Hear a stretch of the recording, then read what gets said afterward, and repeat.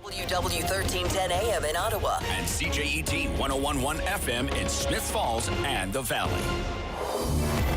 Number one for local news, traffic, and weather for Ottawa and the Valley. This is City News 1011 everywhere. It's Monday, the 16th of January. Good morning. I am Damilola Onime. Right now in Ottawa, mainly sunny, minus 15. It's also the same temperatures in Smiths Falls. And here's what's making news in Ottawa and the Valley. The Ford government is set to unveil its plan to begin performing thousands more surgeries in private facilities. And the idea is already prompting plenty of reaction from both sides. City News reporter Kevin Meisner has the latest from Queen's Park. The goal is to chip away at the backlog of surgeries left by the pandemic by performing more non-emergency low-complexity procedures outside of the hospital system. The Toronto Sun reports Phase 1 will see eye care clinics in Windsor, Waterloo Region and Ottawa allowed to perform cataract surgeries, and existing centres would perform even more. In a Twitter post, Dr. Michael Warner, head of critical care at Toronto's Michael Garron Hospital, wonders where private clinics are going to be getting their staff. Those people work in hospitals right now, and unless the government plans on training a whole new group of people, it's unclear to me how this plan will not reduce staffing levels in public hospitals, which we already know is a major issue. The plan would also see more knee and hip replacements moving to private clinics, along with diagnostic procedures. The Premier insists patients will never have to pay out of pocket. At Queen's Park, Kevin Meisner, City News. And Premier Doug Ford and the Health Minister are now announcing this plan. We'll go straight to that. Too far to get care and spending too much time trying to navigate our healthcare system. We cannot accept this. We won't. We need to be bold, innovative, and creative. We need to build on the spirit of collaboration on display across the healthcare sector. We need to have the courage to look to other provinces and countries and borrow the best of what the world is already doing. And we need to be clear. Ontarians will always access the healthcare they need with their OHIP card, not their credit card. Our goal is to make healthcare more convenient for Ontarians by connecting you to care closer to home. We will do this by increasing access to services in healthcare settings near you. As announced last week, pharmacists can now prescribe medication for 13 of the most common ailments without a doctor's appointment. This also means building more hospitals and new long-term care homes in your community. And it also means cutting wait times for services like MRI and CT scans and cataract surgeries. This year, we've invested $300 million as part of our surgical recovery strategy to help us clear the COVID-19 surgery backlog so you can get the care you need faster. This strategy helped Ontario hospitals operate on evenings and weekends to ensure as many patients as possible received the care they needed. However, Ontarians are still waiting too long. We're listening to Health Minister Sylvia Jones talk about the privatization of some of the clinics here in the province. We're going to stay with this here on City News. The surgical backlog. That is why we are taking further action and releasing a 3-step plan. A plan that speeds up how quickly people are able to get publicly funded surgeries and procedures using their health card.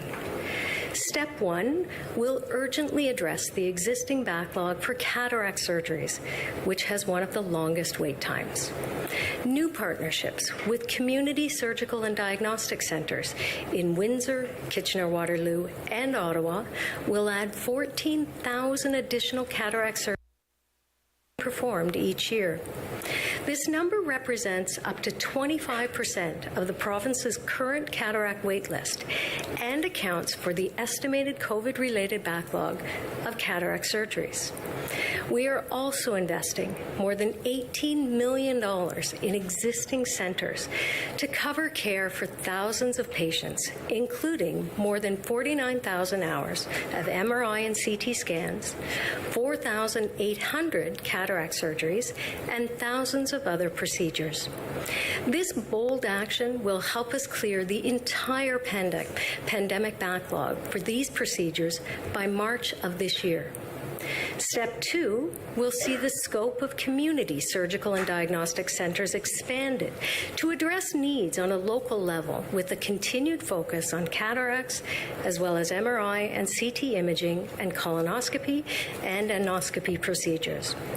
This will help allow hospitals to focus their efforts and resources on more complex and high-risk surgeries.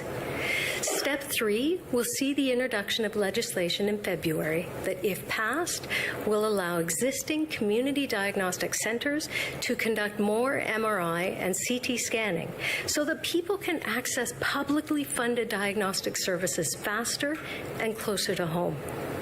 This next step will also expand surgeries for hip and knee replacements starting in 2024. If passed, this legislation would strengthen oversight of community surgical settings so that patients can continue to receive the health care they deserve, and provide the province with more flexibility to continue to expand access to more surgeries and further reduce wait times. As we work to shorten wait times, Ontario Health will ensure that these centres are included in regional health system planning. We will also continue working with our health system partners to ensure that this truly is an expansion of services and that staffing resources remain available at our publicly funded hospitals. This plan will boost the availability of publicly funded health services in Ontario, ensuring that Ontarians currently waiting for specialized surgeries will have greater access to world-class care where and when they need it. Bold solutions are necessary to improve the healthcare system as we know it today. Receiving an early diagnosis or a surgery earlier than expected can have a life-altering impact on a patient's life and treatment path, which is why we will continue to work hand in hand with our partners to make it easier and faster for you to receive the surgeries and treatments you need when you need it. It's time we put you back in charge of your health. Thank you, stay well, and I'll now pass it over to Premier Ford. Well said, Minister. Well, good morning, everyone. And before I begin, I'd like to express my condolences on the passing of former Lieutenant Governor David Onley. He was a man of great integrity who served our province with honor. All of Ontario is thinking of his wife, Ruth Ann, and his entire family. Now, thank you, Terry, for hosting us today. It's great to be here at Kensington Health. Let me say thank you to you and your entire team, not only for hosting us today, but for everything you do to help keep people healthy. I also want to welcome Anthony Dale, President and CEO of the Ontario Hospital Association. Anthony and his members, the CEOs of Ontario's hospitals, have been and continue to be amazing partners. So thank you so much for all your hard work, Anthony, and all of the CEOs. I'm a big fan of all of them. Over the past several years, community healthcare centers across the province have been amazing partners, performing approximately 26,000 surgeries and procedures annually, helping to reduce pre- and post-pandemic surgical backlogs. We're so grateful for all the work they do, keeping people and communities safe and healthy. The past several years also taught us, when it comes to your health, the health of all Ontarians, the status quo is no longer acceptable. We need to be bold. We need to be innovative. We need to be creative. We need to look to other provinces and countries to see what they do differently and borrow the best ideas. We also need to be clear. Ontarians will always access health care with their OHIP card, never their credit card. Our goal is simple. Whether it's an emergency in the middle of the night or a problem that's been bothering you for years, no matter where you live, we want to connect you to more convenient care closer to home. Together, we've come so far. Since 2018, over 60,000 new nurses and nearly 8,000 new doctors have registered to work in Ontario. In fact, last year was a record-breaking year for new nurses in Ontario.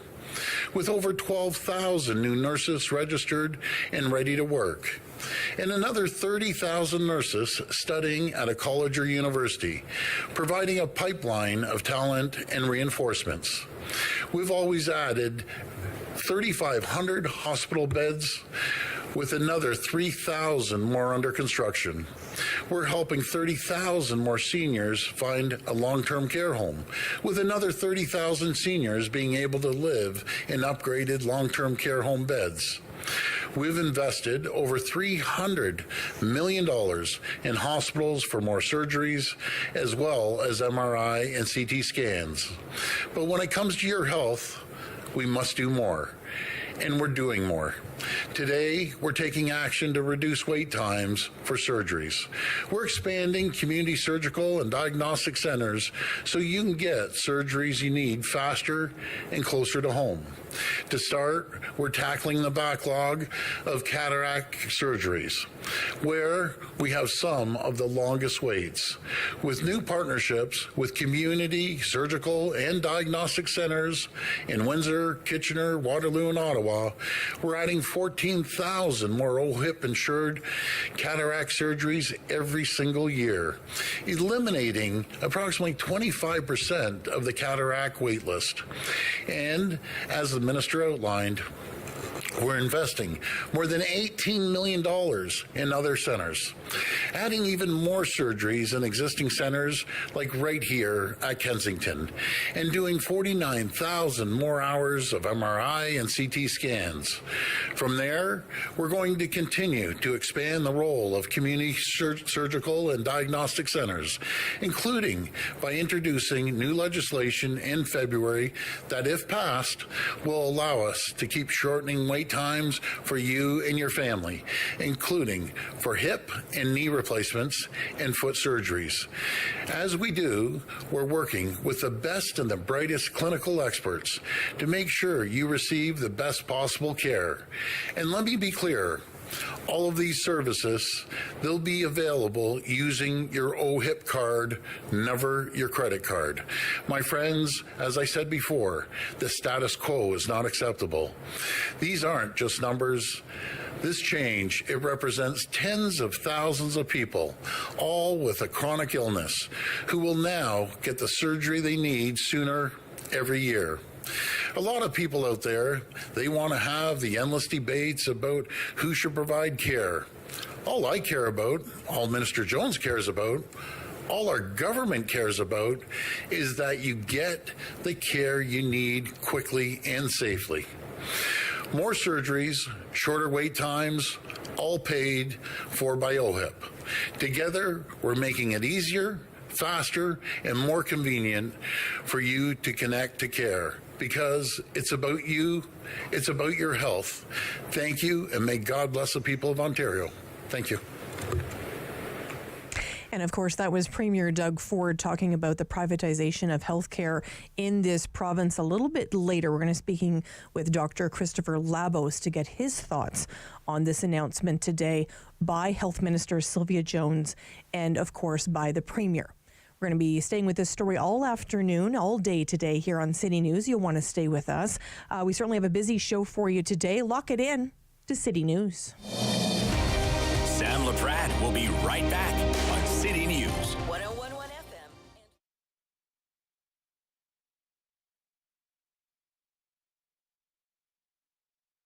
FM. Join me for Season 3 of Paula Roy's Favorite Foods.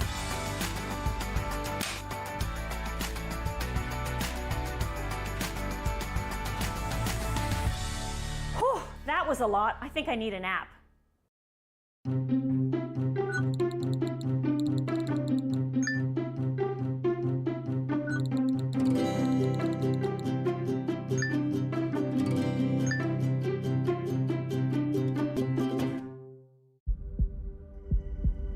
We can be hurt. We can be bruised. We can be broken. Slowed down, confused, and even numbed. But we can't be defeated. We're built on a foundation that's strong, our mission unwavering, and together we'll beat as one. My Uncle Cheney was one of over 150,000 Indigenous children that were taken to residential schools between the 1800s and 1996. My uncle ran away from school wanting to get home to his mom and dad, and sadly he didn't make it and died of exposure.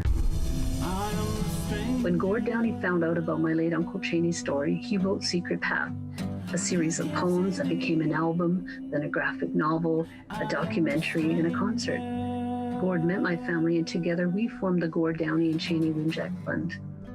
Together we are sharing Secret Path and other reconciliation resources with legacy schools, setting up legacy spaces across Canada, and hosting events like Secret Path Week to inspire all Canadians to engage in reconciliation. Before he left us, Gord asked us all to do something. You're gonna figure it out. Will you join us? Together we can make Canada a better place.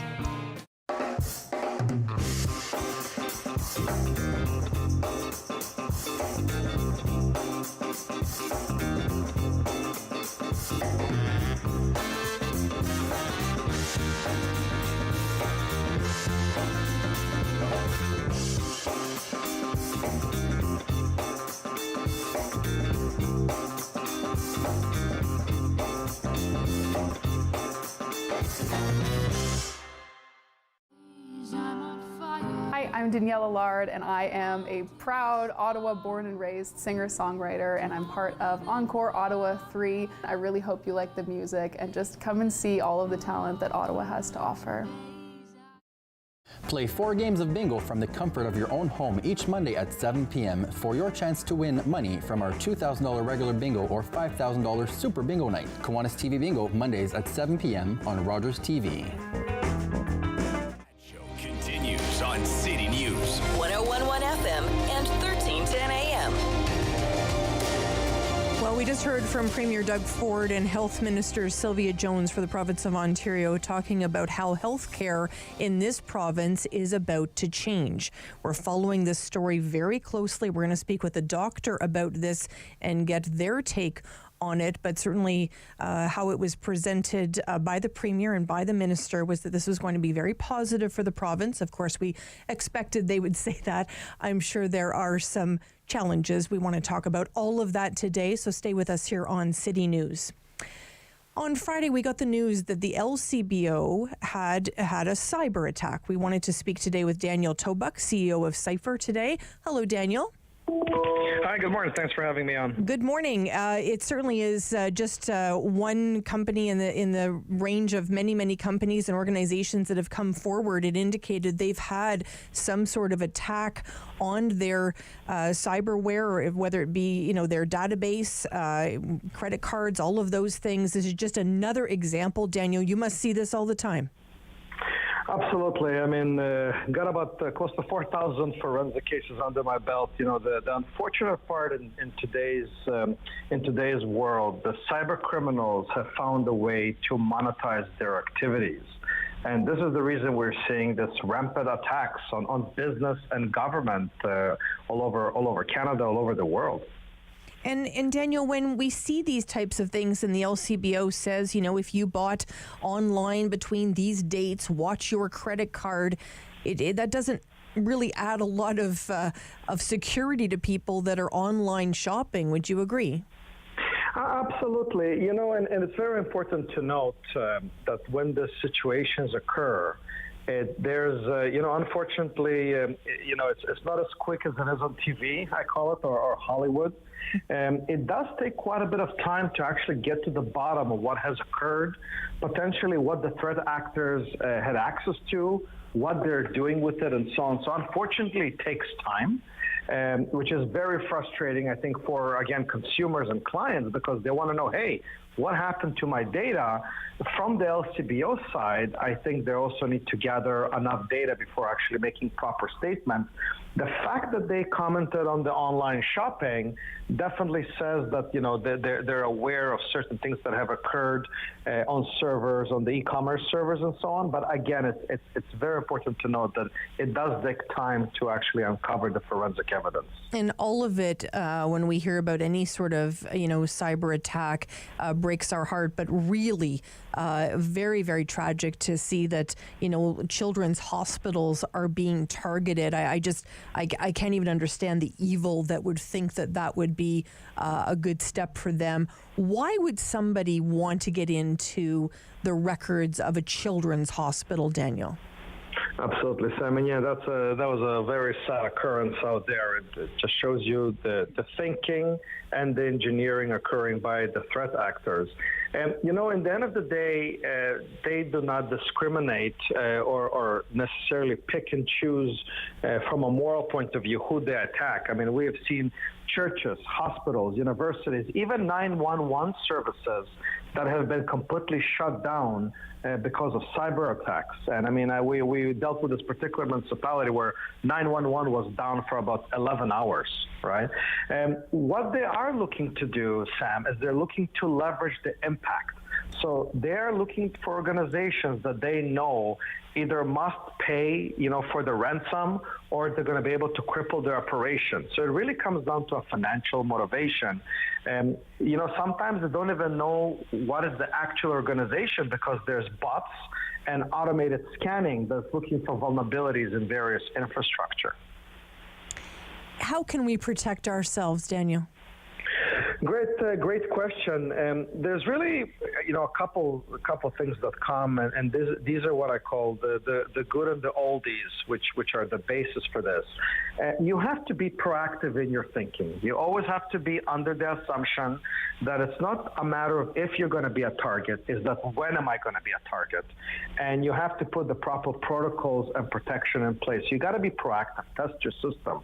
I will tell you this, that is critical in today's industry, and I feel companies are not paying enough attention, is they actually have to create additional awareness training for their employees, right? Consistently train them on evolving attacks, consistently train them on what happens if, and that's really the only way to be prepared for some of these attacks that are occurring out there. Daniel, there's so much more to talk about. Let's stay in touch. We're going to let you go now. We have some other news we need to get to, but let's stay in touch and talk about this more, okay? Absolutely. Thanks for having me on. Thank you. Daniel Tobuk joining us today, CEO of Cypher, talking about those cyber attacks. We got some very sad news over the weekend. David Onley, former Lieutenant Governor of Ontario, passed away. We wanted to remember Mr. Onley today, and we've invited David Leposki to join us today, lawyer, disability advocate with Accessibility for Ontarians with Disabilities Act Alliance. Hello, David. Good morning. David, when you heard the news of the passing of Mr. Onley, what were your first thoughts? Well, David had beaten cancer over the past couple of years so many times that I just was used to the idea that he kept bouncing back. So I was stunned and, of course, saddened that finally he gave it as much as he could, but there wasn't any more to give. How should Ontarians be remembering Mr. Onley? I think the best way to remember him is to honor his legacy. And the best way to honor his legacy is to turn to the roadmap that he delivered to the government of Ontario 4 years ago this month on what it needs to do to fulfill its legal obligation to lead Ontario to become an accessible province to people with disabilities by 2025. He was appointed by the government to conduct a review of how effectively the government is implementing our Disabilities Act, to figure out how we're doing, and to make recommendations if reform was needed. He did that review after talking to people with disabilities and drawing on a lifetime of experience living with a disability himself. And in his report, he made some pretty stunning and amply supported conclusions. He said that Ontario is a province that remains full of, these are his words, soul-crushing barriers impeding people with disabilities, and that progress led by the government on accessibility has been going on at, again, his words, a glacial pace. He thought that people with disabilities deserve better, and I think all Ontarians do. So it's not enough, though, just to criticize. He gave a very practical roadmap to the government on what it needs to do. The way we could best honor his legacy is for the Ontario government, at long last, to implement that roadmap, because they haven't. The minister responsible for accessibility, Raymond Cho, Doug Ford's minister, said 4 years ago that David Onley did a marvelous job, and he did. But they haven't actually done what he recommended. And so the best way to remember him is by the culmination of his life, work, and experience in his final report to the government, and to act on his recommendations for reform. Mm-hmm. And we only have about 30 seconds, but David, tell me about your relationship with Mr. Onley. A good friend, a colleague, a comrade in arms, doing what we can to advocate for accessibility. He used wheelchair, I'm blind, shared experience, and a wonderful guy with a great sense of humor. What a beautiful way to be remembered. David, thank you so much for sharing about your friend today and for sharing about his work, and we'll be remembering him today. Thank you. Take care. Thanks so much. David Lepofsky joining us today, lawyer, disability, and advocate, of course, with Accessibility for Ontarians with Disabilities Act Alliance. Appreciate his time today. And as we heard from him, we should be remembering our former Lieutenant Governor of Ontario. He broke a lot of barriers in this province. We're remembering him today.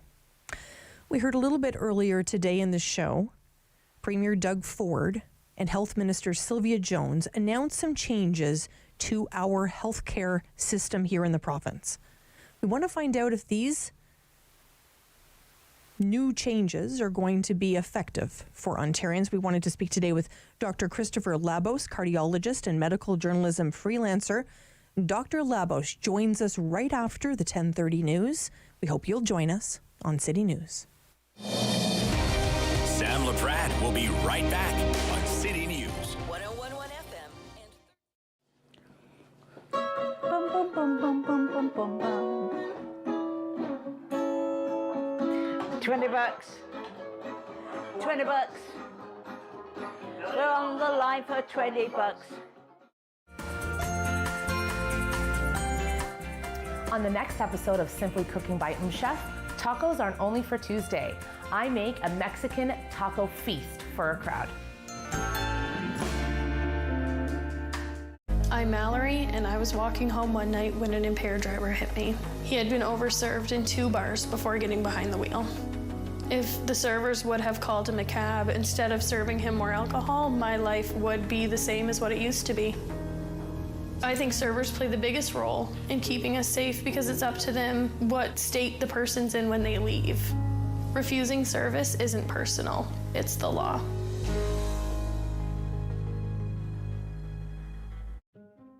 Once upon a time, in a nursery rhyme, there were 3 bears. 1, 2, 3 bears. And they went a-walking in the cool woods a-talking while their porridge began.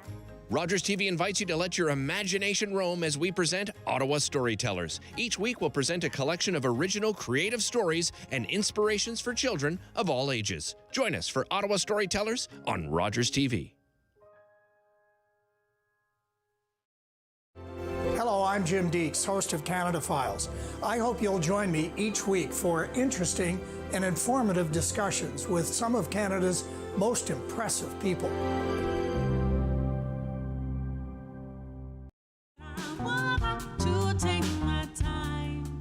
Hi, my name is Kelly Lee Evans, and I am so excited to be performing for Encore Ottawa 3. Into the deep unknown. My performance will be coming out this week, so stay tuned.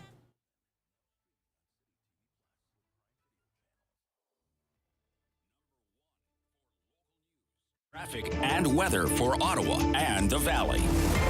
This is City News 101.1 everywhere. It is Monday, the 16th of January. Good morning. I am Damilola Unime. Right now in Ottawa and in Smith Falls, it is minus 13 and mainly sunny. And here's what's making news this hour. 5 major healthcare unions in this province are calling on the Ford government to not move forward with the just announced plan to expand private clinics. Premier Doug Ford and the Health Minister, Sylvia Jones, this morning announced a significant expansion of the type of care private clinics can offer, a move the unions say is risky and will cost Ontarians daily and damage access to public care. The unions QP, OPSU, SEIU, the Ontario Nurses Association and Unifor say rather than diverting funds from public hospitals, the Ford government should be investing in the public healthcare system in order to deal with staffing shortages and backlog of surgeries. And better mental health programs to address the unique challenges and needs of Canadian veterans, first responders and their families is coming. This program is being offered by Wounded Warriors Canada in conjunction with the Atlas Institute for Veterans and Families and was developed by one of the country's leading experts on veterans' mental health.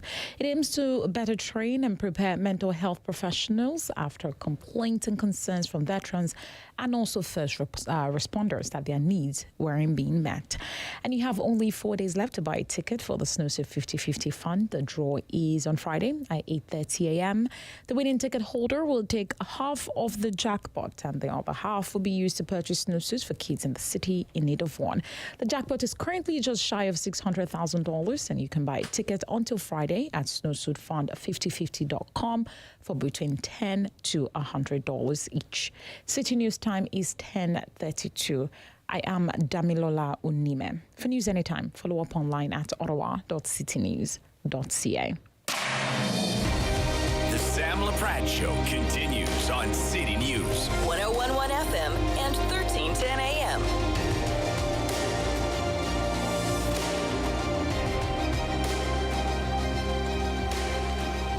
Well, it's a big day in the province of Ontario. We know Health Minister Sylvia Jones as well as Premier Doug Ford have made some big announcements this morning regarding how health care will be dealt for moving forward in this province. We wanted to get the thoughts today of Dr. Christopher Labos, cardiologist today. Hello, doctor. Hello, doctor. Hello. Good. Did you hear the opportunity? Did you have the opportunity this morning to listen to Health Minister Jones and Premier Ford?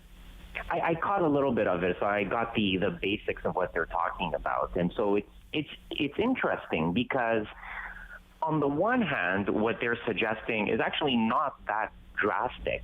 And yet, on the other hand, it has the potential to be a fairly serious disruption to the way we practice healthcare in Canada. So it's really interesting because, as with most things, the devil is in the details. And so what matters is not so much the idea that you could do outpatient medicine. Frankly, we've been doing outpatient medicine since the beginning of Medicare in Canada. But it's how you implement it and how the funding structure works and what are going to be the long-term implications of this. And I think that's what makes people worried. It's that this creeping trend towards more and more privatization. Not that the current step is going to perhaps have much of an impact, but what comes after that? And are we sort of getting towards a system that we might not recognize 10 years from now? Well, maybe in my old age, Dr. Labos, I'm becoming more and more cynical, but, knowing the healthcare crisis that's gone on in this province, especially during the pandemic, and the fact that they're not repealing Bill 124, in my mind, they've kept things pretty bad so that this looks pretty good. What are your thoughts about that? Yeah, I mean, I think we might share a little bit of cynicism on that respect. Now, here's the thing. Private delivery of healthcare is nothing new. In one sense, every doctor is essentially a contractor that the government, hires to perform a task, which is a strange way to think about the healthcare system, but that's actually how it works. And when you go to your GP, if you're lucky enough to have one, I mean, their office is not owned by the government unless, they work out of a hospital or something. But, if you're going to a clinic or somebody's private office, well, your physician is essentially running a small business, which is their medical office. So in some ways, private delivery of healthcare is not new. What I think is worrying people is when you start pushing more and more stuff outside of the hospital system, do you create a trend for inflationary pressure in healthcare? And I think to understand what the implications of that are, you just have to look to the United States. The U.S. and Canada have comparable healthcare systems in one sense, but they're very different in one major sense, which is that in the U.S. it's driven by profit. Hospitals and many private clinics are driven; they're run like actual small businesses, and so they care about profit, and so they spend more and more on healthcare because the more they spend, the more they make, like most small businesses, and so Americans spend more on healthcare than we do here in Canada, but they don't actually get meaningfully better results when you look at general population-based outcomes. So the worry, I think, becomes is that, yeah, you can move stuff out of the hospital, you can deliver it via private clinics, and things might be okay, but that's actually going to be the more expensive solution to the current problem. And so we may end up spending more on healthcare. It's just we're going to be paying for it potentially out of our pockets or with private insurance rather than through our taxes. And that may seem like we're paying less when in reality, in an aggregate sense, we're going to be paying more. The Premier spoke, as we know, a little bit earlier today. Here's what he had to say. We need to be bold. We need to be innovative. We need to be creative. We need to look to other provinces and countries to see what they do differently and borrow the best ideas. We also need to be clear. Ontarians will always access health care with their OHIP card, never their credit card. What I found ironic about this is many countries look to Canada to find out what we're doing. Who are we looking at, do you think, Dr. Labos? Well, here's the thing. I mean, many countries do have a mixed model in terms of public and private healthcare. Many European countries have that. The United States is actually, we often talk about the U.S. as having a private healthcare system, and that's true. But they also have a mixed model to some degree. If you're covered by Medicare or Medicaid, you don't pay for the hospital care that you get out of pocket. The difference is not just, though, who pays for it. The difference also is the basic structure of the hospital system. The big difference between Canadian hospitals and American hospitals is that American hospitals are either standalone units or part of chains, but they are run like businesses, whereas Canadian hospitals are not run like businesses. So that's why hospital bills in the U.S. are sometimes so excessive, because you're basically getting an itemized list of everything that happens. So it's really a question of how do we want to run the healthcare system? Is it going to be managed by, the public sector, or are we going to give it over to the private sector? And that's, I think, the real concern, because it's not just who's paying for it. It's not just going to a private clinic where you have to shell out money every time you want to do a test. It's also what is the fundamental nature of the healthcare system, because the problem with the privatized system is if demand goes up, they will just increase supply. And that's good up to a point because it eliminates backlogs. But if you take it to an extreme, it results in over-testing. And that's really the key, is like, can you have this balance? Can you eliminate backlogs without creating over-testing? Because if you get to a point where there's no waiting list, let's say for an MRI, you might have people starting to order MRIs for trivial things like, an ankle sprain or a headache when it's really not necessary. And so cost containment has to go in parallel with ensuring access. And so while we're talking about getting rid of wait times to ensure access, the U.S. is almost having the flip argument where they're trying to contain costs, because their problem is that their healthcare spending is becoming burdensome to their economy. And so it's really about striking that middle ground and having balance and making sure that you can contain costs while at the same time making sure that wait lists don't become excessive and burdensome to people in the other respect. Such an important perspective there, one I hadn't thought of, so thank you for that. If the minister and Premier Ford had a magic wand and all of the infrastructure could be put into place within a 24-hour period, would we have enough doctors and nurses to actually make all of this a reality? We might have enough doctors. I'm not convinced we would have enough nurses, because that's the problem. This is the problem too, is that, personnel is finite. There is a limit to it. We don't have enough people to run all the things that we need to run. And when you expand the infrastructure but don't expand the workforce, well, you're still going to have labor shortages. And if you have higher salaries and better working conditions in these private clinics, well, that's just going to draw more and more people away from the public service. So it's a problem. And when you have, hard working conditions, when you have overtime hours, which are, leading to burnout, like, that's a problem. And the advantage of a private system and why it's appealing to many people is that it gives you more flexibility. You can work part-time. You can have flex hours. It's easier to do stuff creatively. Now, there's nothing to say we can't do that within the public system. And so when we talk about reforming the public system, it's about giving it more flexibility so that you can do things that should be intuitively obvious rather than being sort of rigidly in place by, certain protocols that have existed for decades. And so that's really going to be key going forward. If we want to preserve the public system because it has advantages to it, and it definitely does, we have to be a little bit more flexible in some of the bureaucratic things that we do and some of the logistical things that we do without actually changing the way we practice medicine, which is about evidence-based care, not about profit-based care. Dr. Labos, would we be having this announcement today by the Premier had we not all experienced this pandemic? Do you think the pandemic was one of the reasons, just your own personal opinion, but do you think the pandemic was one of the reasons that we find ourselves where we are today? Yeah, no, listen, for sure. I mean, I definitely believe that's the case. The pandemic made everything worse. These problems have already existed, and you could make an argument that this is a problem that we've been experiencing since the budget cuts of the 1990s. But the pandemic obviously made things worse. It exposed a lot of the problems, and it led to a lot of burnout, a lot of people leaving the system, which then just created wait times that made everything worse. So this is a problem that's been growing since, maybe for the past 30 years, but the worry that I have is that as the healthcare system gets worse and worse and it's harder and harder for people to get a family doctor, to get the testing they need, to get access to healthcare, it's going to make privatized medicine seem more palatable. In the 1990s, had you gone around and said we want to have more private clinics, that would have been an untenable discussion to have. And now it's not that it's just even something to be discussed. There are a lot of people who are in favor of it because they just can't get the service they need from the public sector, and they're willing to try the private sector. And that's the worry, that if we don't actually fix the problems with the public sector that we have, it's going to make privatized medicine seem more and more appealing to people, to the point where people just accept it, and we have a model that's much more akin to what people have in Europe or the United States. Well, and I think, so many people, their hearts are hurting hearing about, and these are just two cases out of Nova Scotia where two women were waiting in the ER and one passed away waiting, and one went home because she was frustrated with the wait and passed away an hour later. These kind of stories haunt Canadians, and I'm sure they haunt healthcare professionals like yourself as well, Dr. Labos, because those aren't the stories we want. Do you think on the heels of stories like that Canadians will be, and Ontarians will be, more open to some changes?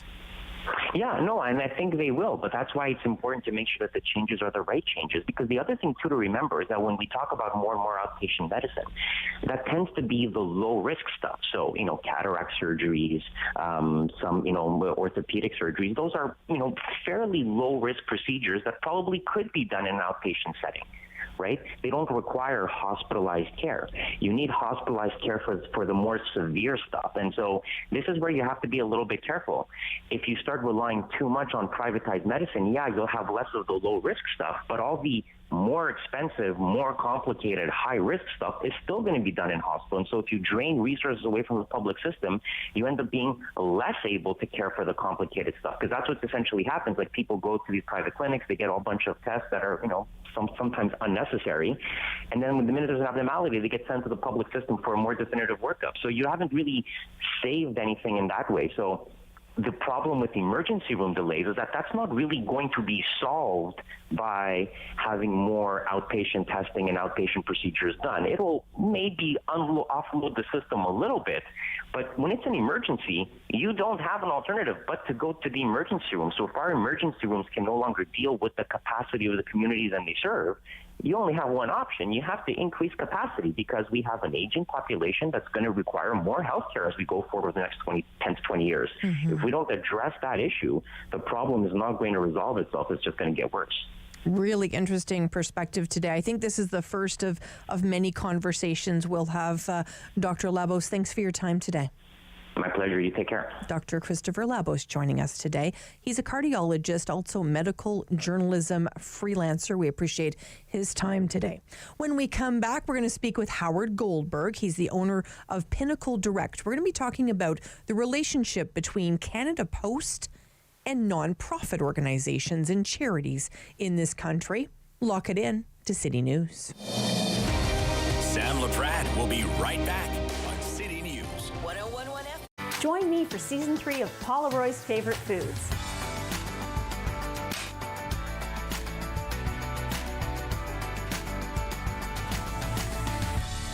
Whew, that was a lot. I think I need a nap.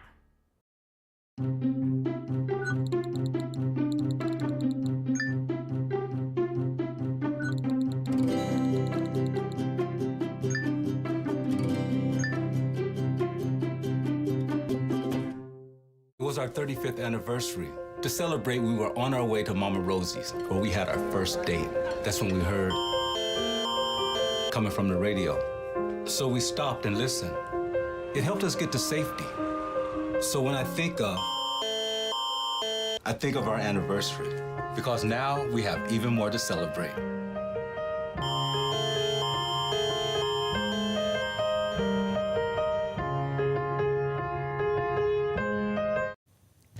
On Monday's Daytime Ottawa, Good Life Fitness will be joining us on the show. We're going to be talking about some of the latest trends, and that includes personalization. When it comes to that, more of an emphasis on mental health wellness. We'll also be telling you about finding a contractor. Many people, of course, doing renovations at home. How do you find the right contractor? We'll give you some tips on that. And what is gut microbiome? I have no idea, but you'll find out on Monday's Daytime Ottawa. There we go.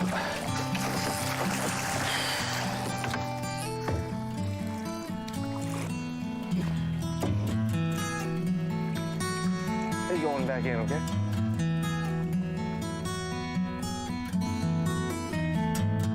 It's a new season of The New Fly Fisher on Rogers TV.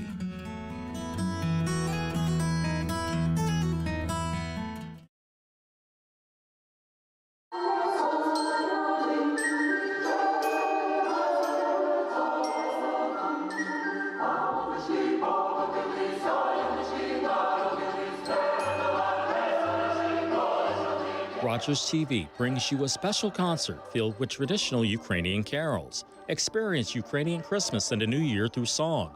Join us for a Festival of Carols concert exclusively on Rogers TV.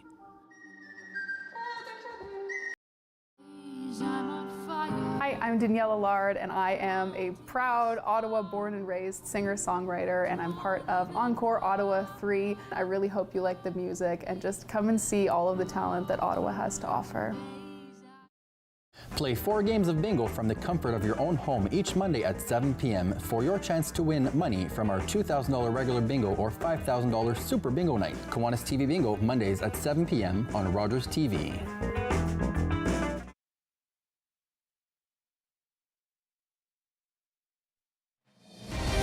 The Sam Laprade Show continues on City News. 1011 FM and 1310 AM.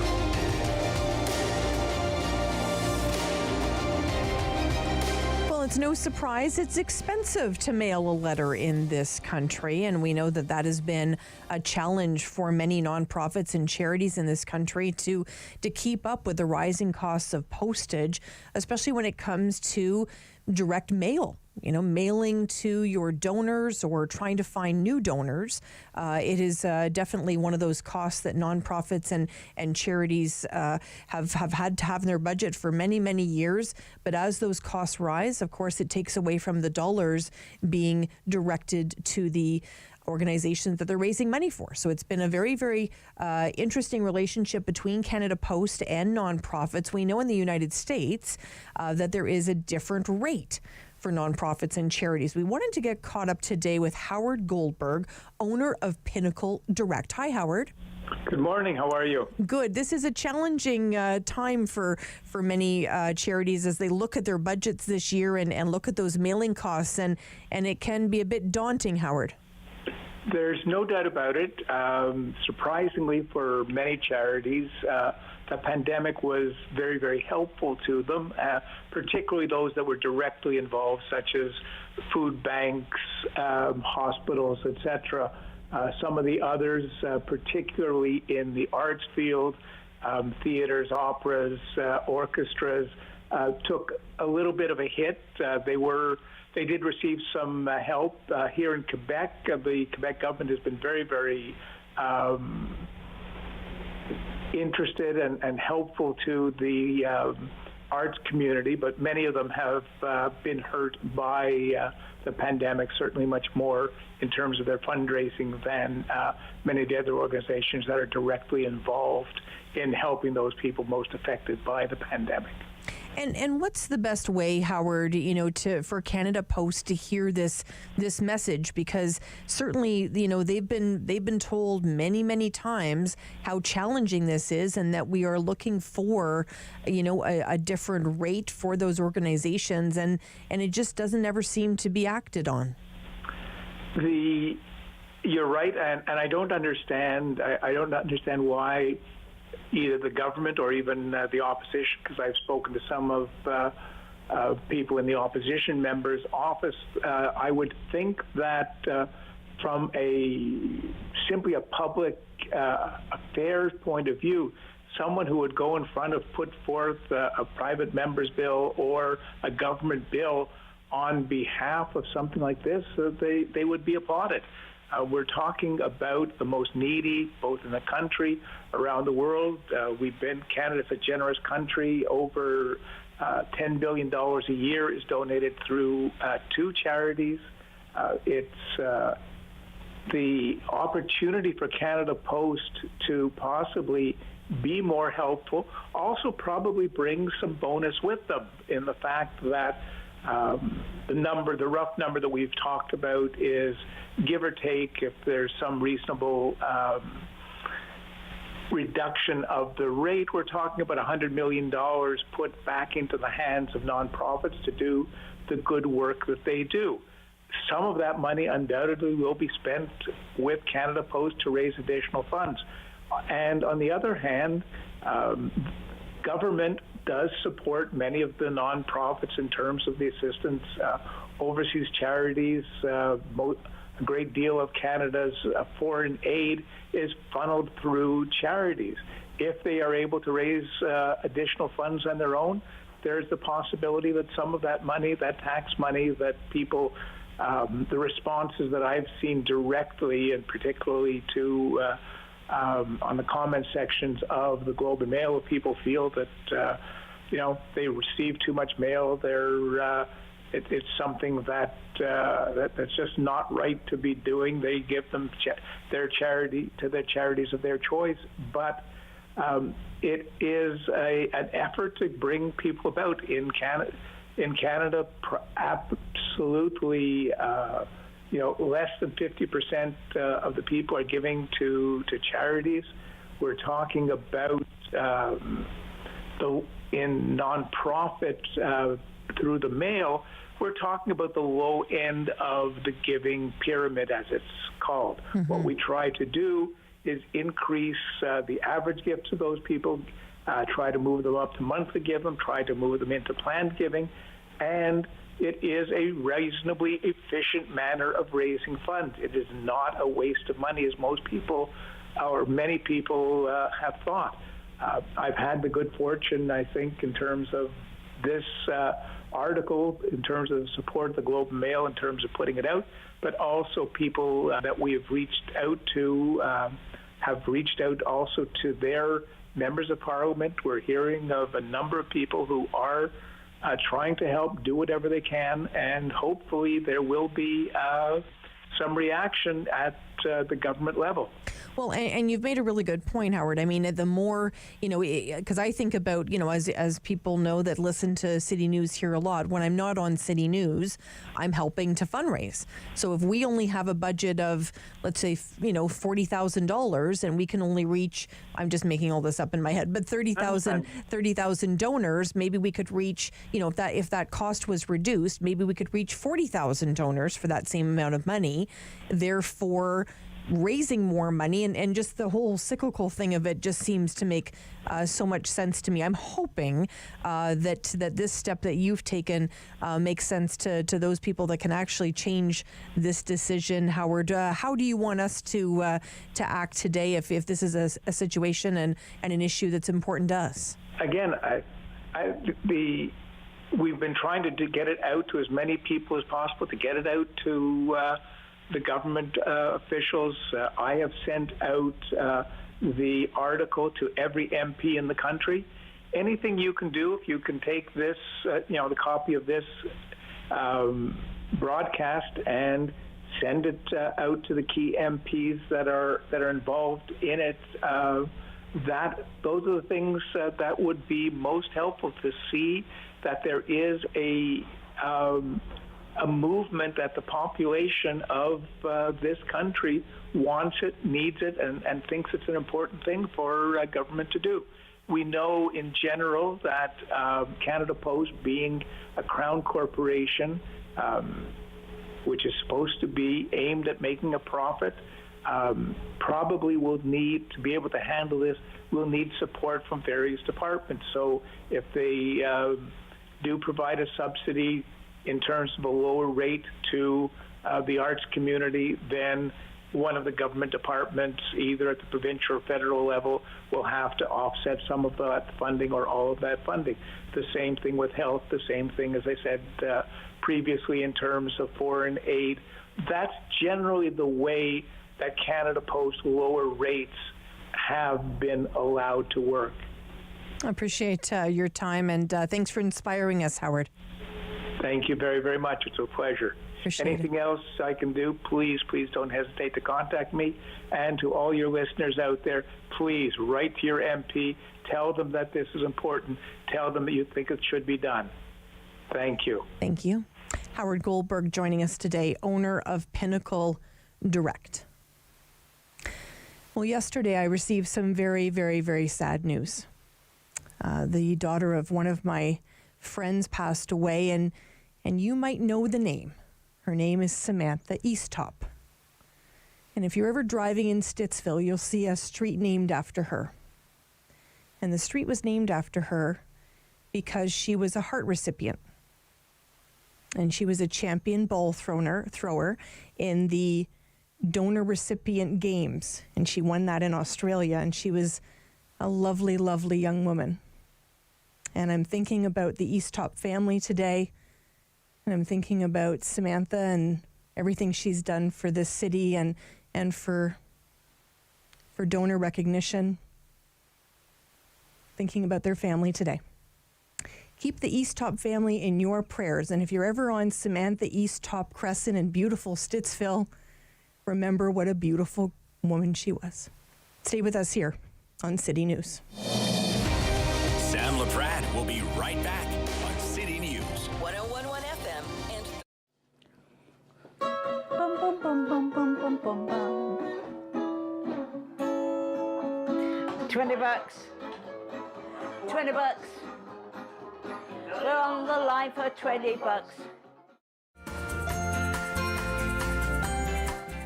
On the next episode of Simply Cooking by Chef, tacos aren't only for Tuesday. I make a Mexican taco feast for a crowd. It's closing time, and you stayed out longer than you planned. So now you can't drive, and the buses have stopped running. You could always call your girlfriend. Or maybe your roommate? What about your best friend? You could just dial 1-888-TAXI-GUY or use the Taxi Guy app. The call and the app are free, and they both connect you to a local cab company to bring you home safely. Visit ArriveAlive.org to find out more. Arrive Alive, drive sober.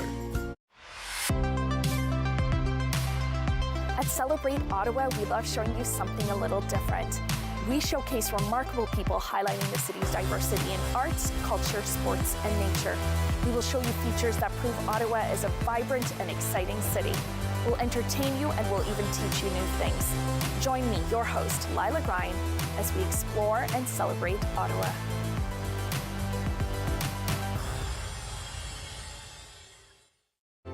Hello, I'm Jim Deeks, host of Canada Files. I hope you'll join me each week for interesting and informative discussions with some of Canada's most impressive people.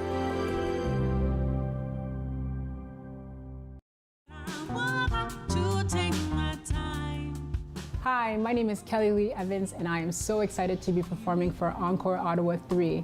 Into the deep unknown. My performance will be coming out this week, so stay tuned. Is City News. CIWW 1310 AM in Ottawa. And CJET 1011 FM in Smiths Falls and the Valley. Number 1 for local news, traffic, and weather for Ottawa and the Valley. This is City News 1011 everywhere. It is Monday, the 16th of January. Good morning. I am Damilola Unime. Right now in Ottawa and in Smiths Falls, it is minus 13. And here's what's making news in Ottawa and the Valley. Ontario is expanding the private delivery of public health care by funding procedures such as more cataract surgeries and MRIs, also CT scans. In an announcement today, Premier Doug Ford and Minister Sylvia Jones say the procedures will be paid for by OHIP, although critics of the plan worry that it will do...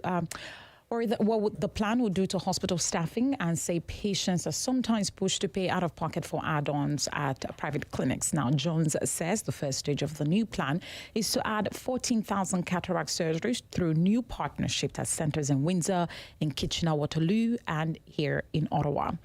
And the province will also put $18 million in existing centres across the province for MRIs and CT scans, cataract surgeries, other surgeries, certain gynecological surgeries and plastic surgeries. Now, subsequent steps in the plan are set to include expanding the scope of private surgical and diagnostic centres, including more colonoscopy, endoscopy procedures, and in 2024, expanding surgeries at clinics for hip and knee replacements. With the weather forecast for Ottawa and the Valley, here is City News weather specialist Denise Andriachi. Turning out to be a beautiful and sunny day, a guaranteed high of -7. Bright and sunny this afternoon. Take advantage of the vitamin D. We also stay clear overnight, but the clouds start to build in through Tuesday, and then more of a cloudy and unsettled weather pattern sets up here across Ottawa. By Tuesday night, chance of flurries -6. The overnight low tonight -14. Our guaranteed high -7. City News time is 11:02. Federal workers heading back to the office today after almost 3 years of working remotely due to COVID-19. A back-to-office mandate aims to see public servants in the office at least 2 to 3 days per week going forward. However, some federal workers say there has been a lack of direction about the specifics of heading back, while others are concerned about what the state of office infrastructure will be like after such a long time. The Canadian Transportation Agency has a backlog of complaints to review after a holiday travel season of cancellations and delays. City News reporter Monica Gold reports 33,000 complaints have yet to be reviewed. There's all of these complaints and nothing seems to be moving forward. In January of last year, Shauna Granger says her flight from Abbotsford to Calgary was canceled because of staffing issues. She says the airline failed to give her money for the inconvenience, so she filed a complaint with the Canadian Transportation Agency. 6 months later, she's still waiting for it to be reviewed. It's just an absolute nightmare. She says she's still more than 9,000th in line out of more than 33,000 air travel complaints that haven't been reviewed. We do have a big backlog. I recognize the frustration of people who have first dealt with flight disruptions. Uman says cases have been backed up since the Air Passenger Bill of Rights came into effect in 2019, but it's grown due to system-wide issues like those seen in the summer and Christmas. He adds they are looking at processes and making improvements, but they can only do so much. Monica Gould, City News. And the sun has set on day one of the Australian Open. It featured 2 Canadians facing each other in a 4-hour marathon. Simon Bennett has the story. Expectations are high for Felix Auger-Aliassime, who was seeded 6th in his tournament and won 3 straight titles late last year. Facing Davis Cup teammate Vasek Pospisil, he persevered after a long battle. It gets it, and what a way for Felix Auger-Aliassime to move on through to the second round. With Canadian flags scattered around John Cain Arena, Auger-Aliassime needed to take sets 2 and 3 in a tiebreak, took the 4th 6-3 to advance to round 2. He will face Alex Molcan next. Other Canadian results, Denis Shapovalov with a 4-set win over Dusan Lajovic.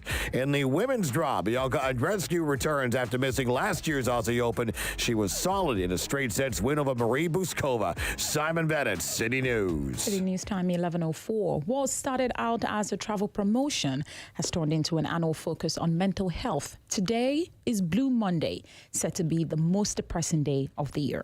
Mike Eppel has the story. There's no specific research to say that the third Monday of January is more depressing than any other, but what started as a PR stunt to get people to book vacations has become an effort to raise attention on seasonal affective disorder, the overhang of anxieties tied to the post-holiday blues, with credit card bills coming in combined with a lack of sunlight and the cold weather of winter, and perhaps already giving up on resolutions for the new year. Well, critics of the Blue Monday designation say there is no scientific merit to the specific day. Psychologists say winter blues are real. According to the American Psychiatric Association, common symptoms of SAD include fatigue despite how much a person sleeps, and weight gain associated with overeating and intake of carbohydrates. Mike Eppel, City News. I am Damilola Unime. For news anytime, follow up online at ottawa.citynews.ca. The Sam Laprade Show continues on City News. 101.1 FM and 1310 AM. Well, it's Monday morning, and I thought, how do we want to start this week off? Let's talk a little transit. We created a bit of a panel here to talk transit issues today. We've invited to the table Councillor Riley Brockington, City Councillor for River Ward. Hello, Riley. Good morning. Thanks for having me on today. Thank you. And Laura Shantz is joining us as well from Ottawa Transit Riders. Hi, Laura. Good morning. It's great to have you here. We are hoping that Councillor Steve DeRush joins as well. Our producers are going to keep an eye open for him. But let's start off this conversation about transit. Let me ask you this, Councillor. In many ways, we find when council talks about transit, it seems to be the bus system and the LRT, and sometimes we don't see them integrated. Do you feel that way? Yeah, I mean, lately, the last couple of years, LRT's stolen the spotlight, the number of issues that have happened since its opening, and the chaos that ensues across the city, not just along the LRT line itself, but the ramifications of the domino effect across the city, particularly with the bus network that happens when you have to provide R1 or replacement service. So we need in this city a truly integrated public transit service. It needs to be like that because likely if you're traveling any distance, you are going to take perhaps different modes of transit, bus and or LRT, and even para at times as well. And that continues to be the discussion. So that really comes into the spotlight in weeks like last week, when you have a service go down, you have replacement service, and we don't truly realize how one is dependent on the other until we see that replacement service. Mm-hmm. We definitely saw that. And Laura, this is a conversation you and I had a couple of weeks ago, or I guess last week, talking about, what had happened in terms of the freezing rain and that the R1 system had to come in. But so often we think about them separately. Is that a frustration for you, Laura? Oh, absolutely. Most people who are taking the train, for example, will have to take a bus to get to their nearest train station or in some point in their journey. And having the systems, better integrated, having a better understanding of how they work together and how they can work well together would be a very welcome change. And, as Riley said, it's especially noticeable when R1 service is needed and all of a sudden those buses get pulled. But for everyday transit as well, for people looking to make trips where perhaps part of their trip is on para, part of their trip might be on conventional transit or LRT, better integration and figuring out how we can really make the system work as a coherent whole is a big deal. Mm-hmm. And when we think about funding, Councillor, heading into this budget process right now, and we know that obviously transit is losing money right now, how difficult will it be to really ensure that the transit system is what it needs to be to attract people, but at the same time not bleed money every month? Yeah, that's a big question.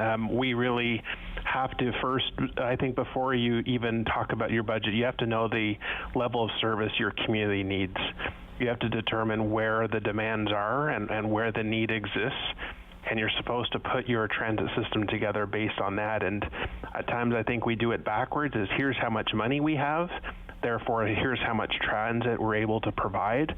And we hear loud and clear, including from Ottawa Transit Riders, that there's service gaps in this community. What our long-term plan was with LRT opening was to see transit growth, ridership growth over a number of years following the LRT's opening. And of course, with COVID and the number of challenges that we've had, that hasn't happened. Our transit ridership has plummeted, mostly because of COVID, and it's been very difficult and sort of a slow increase month after month, but have not met projections. Staff were quite ambitious in the 2022 budget year for ridership growth. I was critical of those numbers. They have not met those numbers. But we obviously, to be a vibrant, functioning city, need vibrant, functioning public transit. And that always has to be the case, and I do want to see that.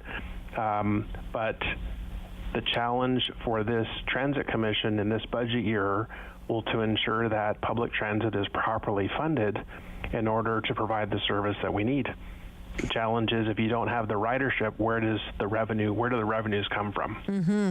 And Laura, it wasn't too long ago we were in that mayoral race, of course, when the campaign of Catherine McKenney came forward and said, they wanted to make transit free. It seems like that day will probably never come in this city, knowing how much money has been lost.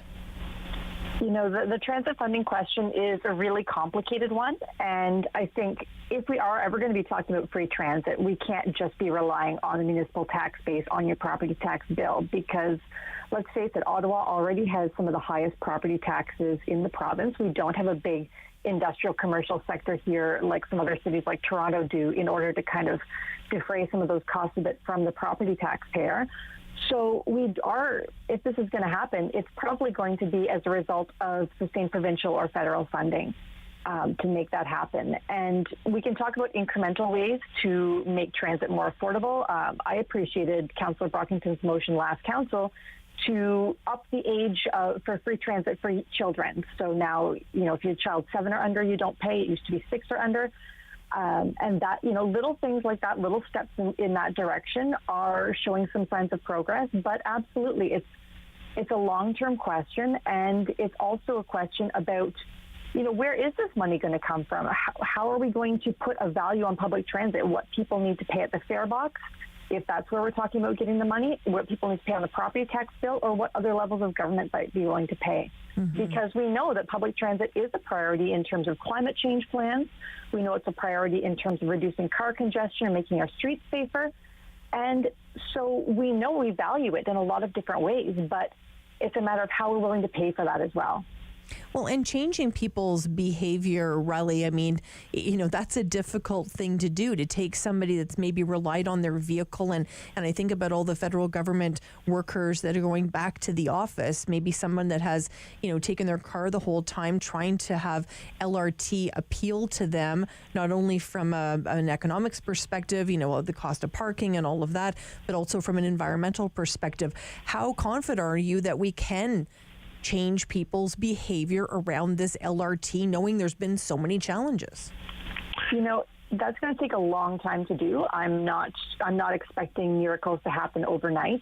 I think a lot of people who've taken transit for more than intermittently in this city will have a transit nightmare story, a story about where they had to get somewhere and it was really important and transit just didn't work, whether there was, a snowstorm, a bus went missing, something happened, and a lot of people really, they had these negative experiences, and it's hard to convince them that, we can do better and we need to do better, so come back and give it a try. And that's something that is going to take a huge amount of effort on the part of OC Transpo and the part of a lot of folks in our city in order to make that more appealing again. Councillor, it's going to take making sure we have better service. Councillor, what are your thoughts? Yeah, I think there's two cohorts of riders. There's ones that we want to maintain, and there are new riders that we want to attract.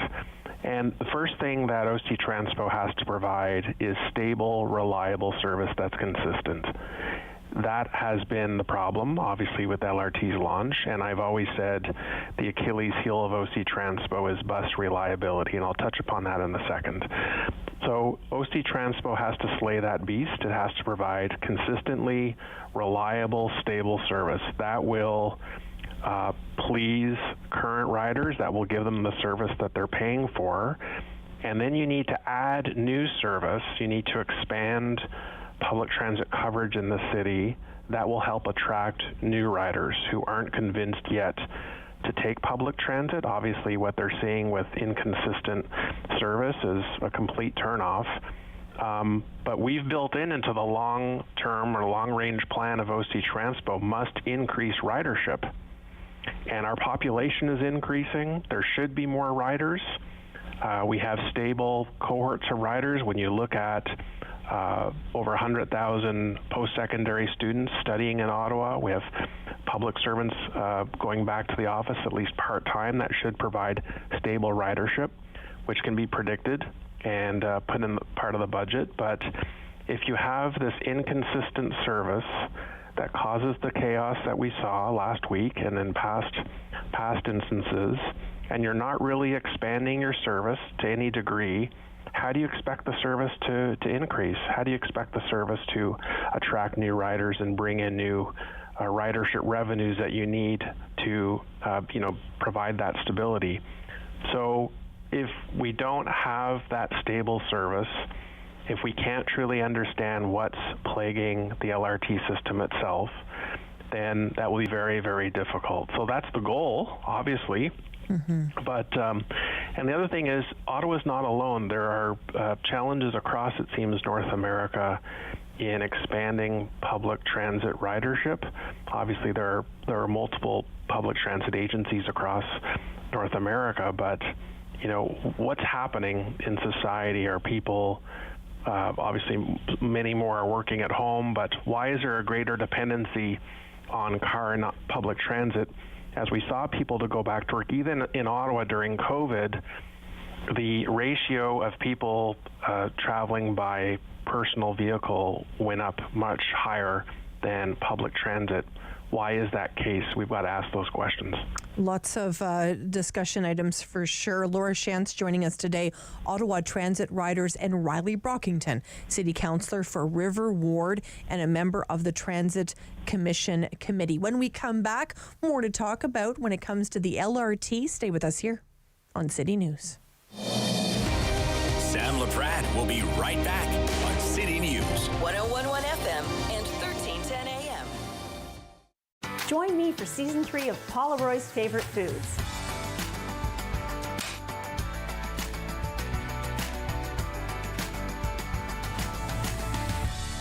Whew, that was a lot. I think I need a nap.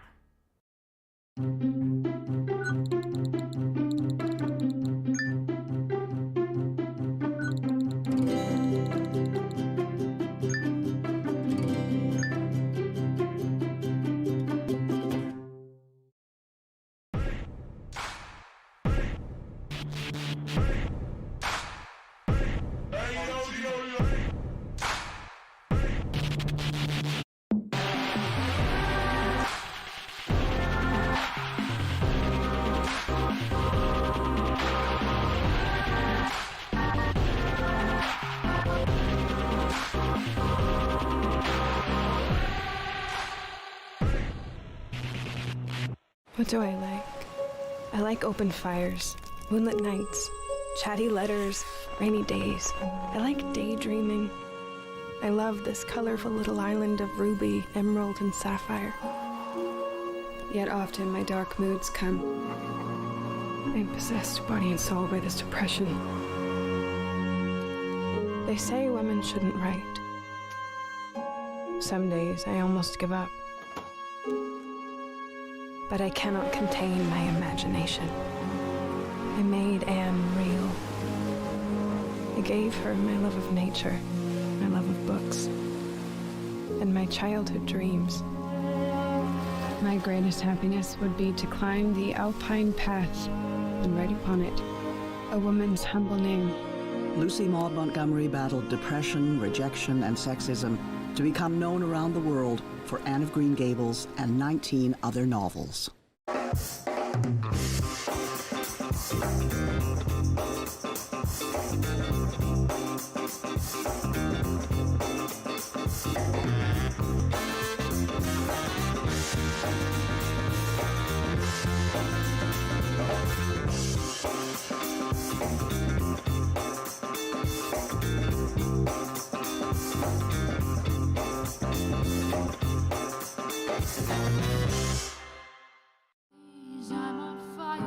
I'm Danielle Allard, and I am a proud Ottawa born and raised singer-songwriter, and I'm part of Encore Ottawa 3. I really hope you like the music and just come and see all of the talent that Ottawa has to offer.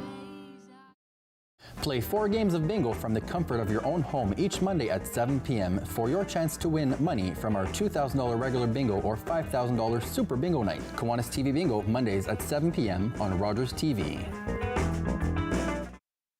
Don't drink and drive.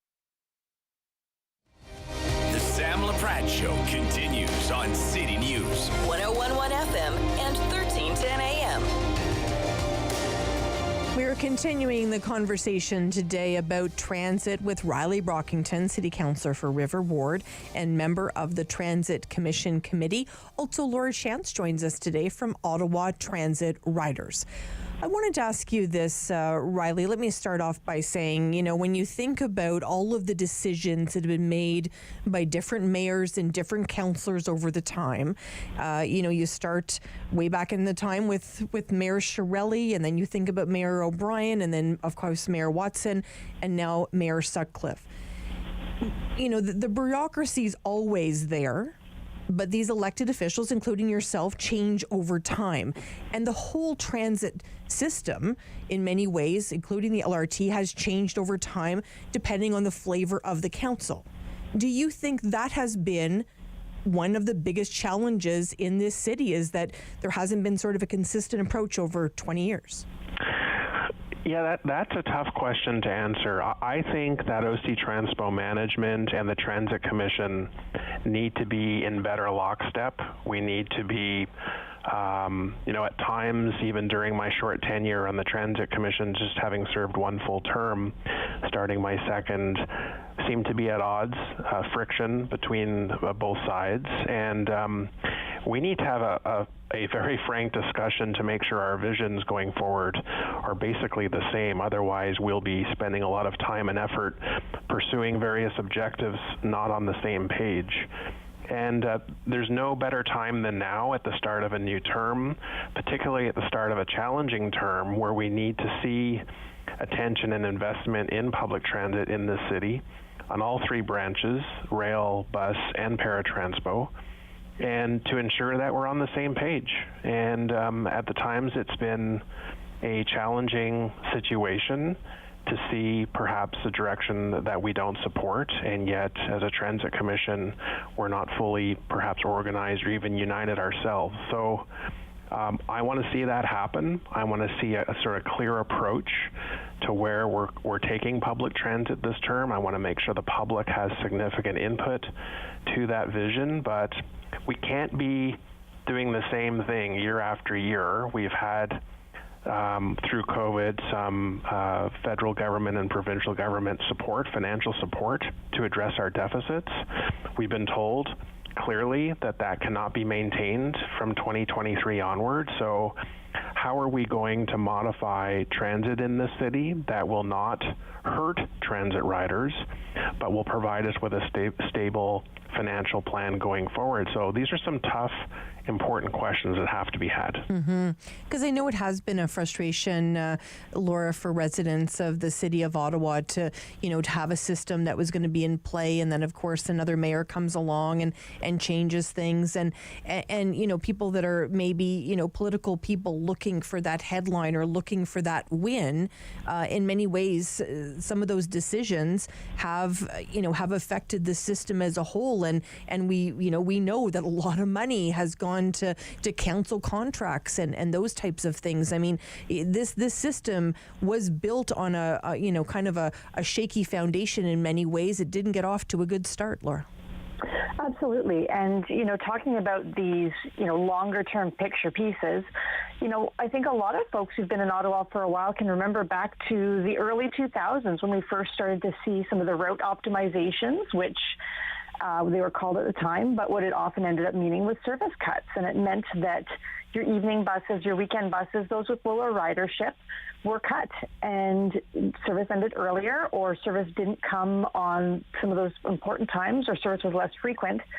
And it's really tricky because, it's hard to justify and fund these routes when they're not pulling their weight in terms of bringing in the revenue you need. But also, if we offer less and less service, it's harder and harder to get people to say, I can rely on transit. It's a service I can take. So it really is a big question issue. And when we have seen the frustration of canceled contracts and thinking we're having one plan, but then we end up with a different one. Or, as we learned through the LRT Commission, that this $2.1 billion number was never supposed to be the final budget, yet it ended up being. And seeing some of the cost cutting that has meant along the way, it does raise some eyebrows and create some questions about how we can have a coherent strategy moving forward. And Riley, we know that, at this point, the committee requests are out for different members of the City of Ottawa, residents to come forward and put their names forward for various committees, whether that be, the health board or the police board.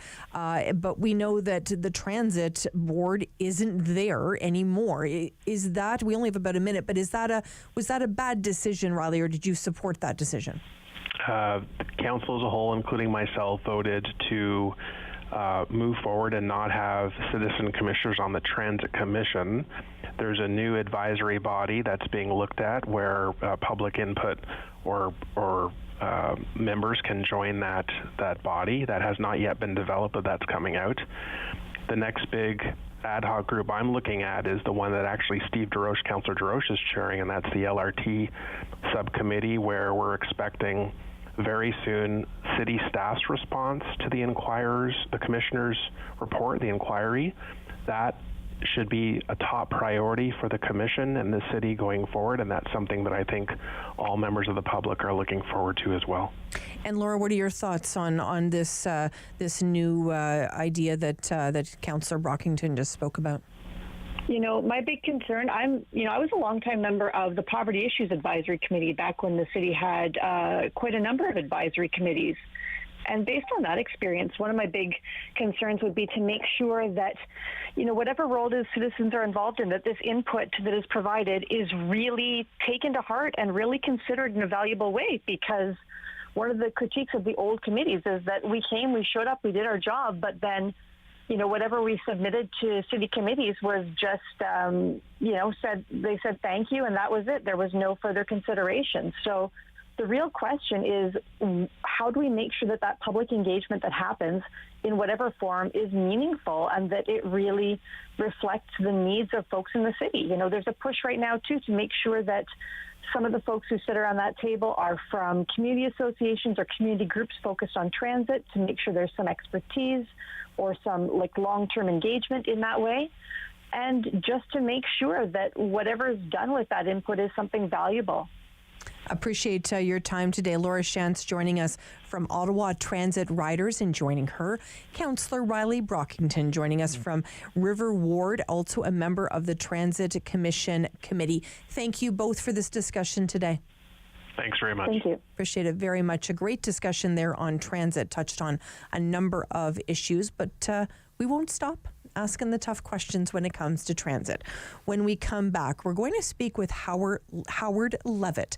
He's a senior partner at Levitt Shake LLP. We're going to talk about Jordan Peterson. Stay with us here on City News. Sam Laprade will be right back on City News. Bum, bum, bum, bum, bum, bum, bum, bum. $20. $20. We're on the line for $20. On the next episode of Simply Cooking by Chef, tacos aren't only for Tuesday. I make a Mexican taco feast for a crowd.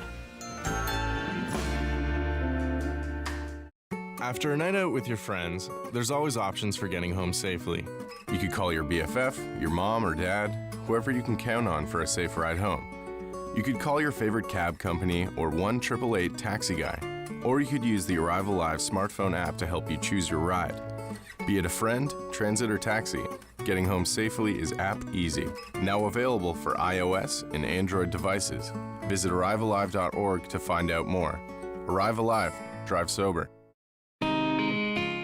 Hi, I'm Meg from AIM Fitness, and I'm here with my buddy Fit Finley. Join us every week for Fit Over 50. We'll take you through some low-impact and high-intensity workouts designed to improve your strength and your balance. All you'll need is a resistance band, some light hand weights, and also your water bottle and a sturdy chair. Tune in right here on Rogers TV and let us be part of your weekly routine. Hello, I'm Jim Deeks, host of Canada Files. I hope you'll join me each week for interesting and informative discussions with some of Canada's most impressive people.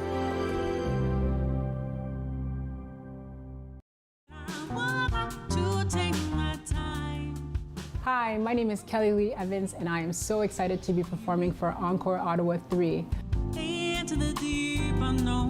My performance will be coming out this week, so stay tuned.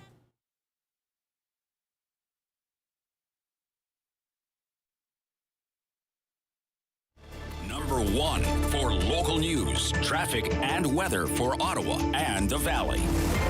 This is City News 1011 everywhere. It is Monday, the 16th of January. Good morning. I am Damilola Unime. Right now in Ottawa, -11. In Smith Falls, it is -10. And here's just making news this hour.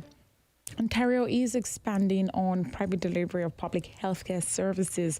Premier Doug Ford made this announcement this morning with the first stage of the new three-phase plan to add 14,000 cataract surgeries through new partnerships at centres in Windsor, in Kitchener-Waterloo, and here in Ottawa. Health Minister Sylvia Jones says the province will also put $18 million in existing centres across the province for MRIs and CT scans, cataract surgeries, and certain gynecological surgeries and plastic surgeries. Jones confirms the procedures will continue to be paid for by OHIP. Some federal public servants here in Ottawa are expressing frustration over a mandate for them to return to in-person office work that took effect today. Public transit issues are a main concern as a majority of the federal government offices are here in the city. Some workers have vented on social media, pointing to recent light rail transit system issues as a reason why the return to work policy would be a burden on people with long commutes. An ice storm that hit Ottawa on January 4th caused the city's LRT to partially shut down for 6 days. City News time is 11:32. I am Damilola Unime. For news anytime, follow up online at ottawa.citynews.ca. The Sam Laprade Show continues on City News 1011 FM and 1310 AM. Well, there's a lot of controversy around the name Jordan Peterson. We wanted to have a conversation today with Howard Levitt, senior partner at Levitt Shake LLP. Hello, Howard. Hello. Thank you for having me on. Thank you. When you hear the name Jordan Peterson, what comes to mind? Well, he's a client of mine, so that's what comes to mind. But he's also a prominent psychologist, probably the leading English intellectual in Canada right now, and one of the prominent, most intellectuals in the world. And at the very moment, what I think of is this witch hunt by the college psychologists trying to knock down the tall poppy. He's more prominent than every other member of the whole fraternity of psychologists in the country, and they're trying to bring him down because of his political opinions, nothing to do with psychology. So exactly, this is one of the reasons we wanted to talk to you today. So when we think about the controversy surrounding him, is it sort of the idea that he's not allowed to have political opinions? Is that what the college is saying? He's not allowed to have the political opinions that he has. Maybe if he had a more pro-liberal political opinions, they'd be fine with that. One suspects so. And I understand he's visiting Ottawa in the future. What are you expecting that day, Howard? I wasn't aware of that, actually, but he might. You're telling me something I don't know, so I have no expectations. No problem. So give us a sense of what the work is in terms of Jordan. What are you hoping to accomplish? Oh, no, I'm acting for him in a case against Wilfrid Laurier because of their slandering him in that case with Lindsay Shepherd a few years ago. That's where he's a client of mine. But he is taking a case, not with me, trying to overturn the college psychologists' mandating compulsory re-education and compulsory social media training at his own expense because of the political opinions he's expressed, attacking the Prime Minister, attacking Gerald Butts, and making comments that, frankly, are just conservative political opinion. And so when you think about this controversy that is surrounding him, do you think it's unfair that these two things are tied together, his career and his political opinion? It's outrageous. It's not merely unfair. It makes me worry as a member of a regulated profession that clients, or not clients, just people in the community will like the opinions I express in my Financial Post columns, and therefore will complain to my regulator, the Law Society, which if the Law Society is at that point run by the left, they'll attack me and threaten my career. In fact, that happened to the Law Society 4 years ago, not with me, but generally where lawyers were required to sign a statement of principle saying we're going to promote certain ideology, and we voted a whole slate of benchers to repeal that legislation or that enactment within the Law Society rules because of fear of that what's happening to Jordan Peterson right now would have happened to us. So is this a slippery slope? Do we know of anyone else has undergone this? Well, no one has his stature. So the reality is, if they've done it to him, it is quite likely the College of Psychologists have done it routinely. But most people don't have the stamina, wherewithal, finances, resources, resiliency to fight it like he has. So most people would just say, if their regulator is going after their license, what do I have to do to get out of this, rather than going into a 2-year process during which their license is suspended. They can't practice a profession. They have to hire lawyers. They don't know what the result is going to be. So most psychologists in that case, or other professions in other cases, would just say, okay, what do I have to do to take the compulsory re-education and move on with my life? Few are going to have the wherewithal and strength and financial resources to fight the college like Jordan Peterson has. So has it happened before? It'd be shocking if he was the first one. And I'm seeing here as well that, you know, when it comes to Mr. Peterson, that he's been asked to take some training by the college, and he's refusing to do that. Sure, it's a little bit like Maoist re-education camp. You don't express the right political opinion, so therefore you better take compulsory education training at your own expense. He doesn't need social media training from them. He could give them social media training. He does more social media than probably any other psychologist in the province. He has nothing to learn from them. So when it comes to his colleagues, does he have people standing up for him, or are they on the side of the college? I've had letters since I wrote a post column myself about this.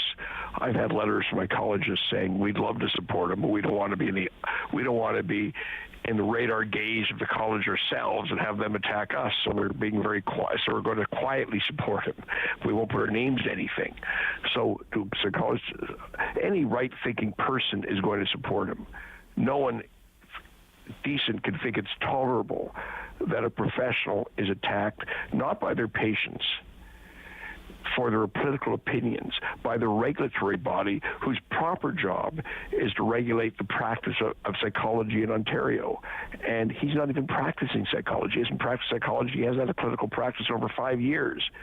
It's purely for his political opinions, such as retweeting attacks made on Trudeau by Pierre Poilievre, the opposition leader. Simply retweeting that has got a complaint by non-patients of his.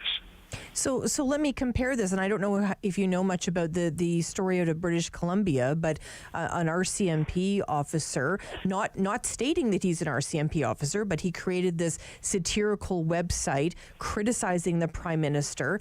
That's been sort of shown to RCMP officials now, and they have put him on suspension. I don't know if that's with or without pay, but you know, this is a situation where there's an RCMP officer. He's talking, satirically about Trudeau and sort of poking fun, if you will, over a number of different videos with different, costumes and that type of thing. But never once does he say he's an RCMP officer in any of those videos. Is this a comparator, do you think? Well, not quite. And you could argue that case, it's not as clear a case as Peterson's case, because being a psychologist has nothing to do with what political party you support. It's got nothing to do with what your politics are. Whereas RCMP officers and police generally are supposed to be essentially nonpartisan. That's essentially part of the job. They're supposed to do their job, whatever party's in power. They're supposed to hold the laws, whoever's making the laws. That's a little bit different. A psychologist, the practice of psychology has nothing to do with politics or political opinions. And you could argue that an RCMP officer does have something to do with at least appearing to be neutral. Have you spoke with Mr. Peterson about the strain that this has taken on him?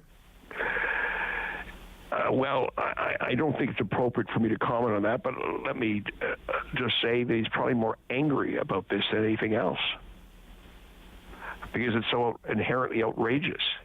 And I think it's the biggest mistake the College of Psychologists could ever do, because it's brought not Dr. Peterson in disrepute, it's brought the college in disrepute.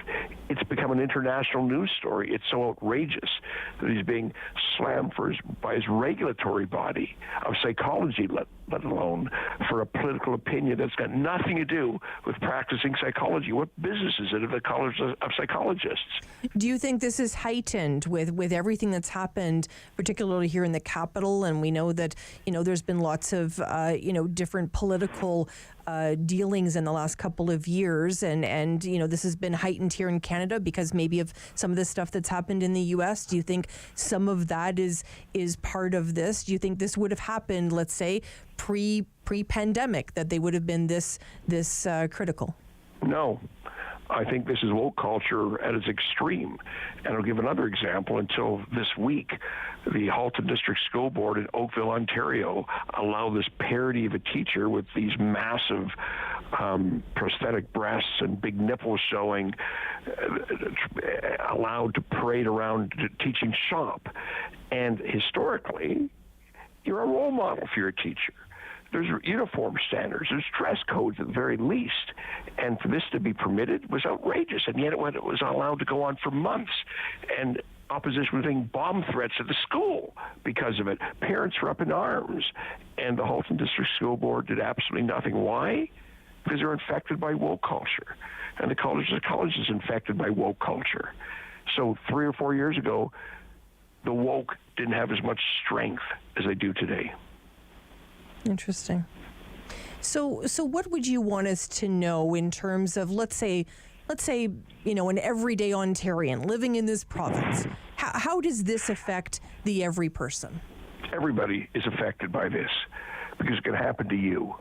If you're a member of a regulatory profession like a pharmacist, a doctor, a lawyer, a psychologist, anybody who's regulated, some non-patient who doesn't like something you've expressed on your social media or otherwise, or even to a friend, maybe an ex-wife or an ex-husband who's out to get you, or an enemy who's out to get you, or a competitor who's out to get you, who's going to file complaints with the regulatory body. But it won't stop there. What is going to happen as part of this is that people are going to get the bright idea, well, if regulatory bodies are going to invoke discipline based on political opinion, what about employers? What about employers who have big diversity, equity, inclusion platforms in their company, and someone doesn't make a racist comment, that's over the top, but says, I don't take this stuff seriously, we become too woke, and somebody forwards that comment to their employer. It doesn't have to be a regulatory body. They can forward it to their employer, and the employer says, gee, this is contrary to our image, we'll fire this person, or at the very least, they're not going to get ahead. That's what this case leads to. And by the way, I've been seeing it in the workplace before Dr. Peterson's case. Now it's gone to regulatory bodies from the workplace, but it's been some years since employees have been victims of anonymous or not anonymous complaints to their employers about things that have nothing to do with their employment.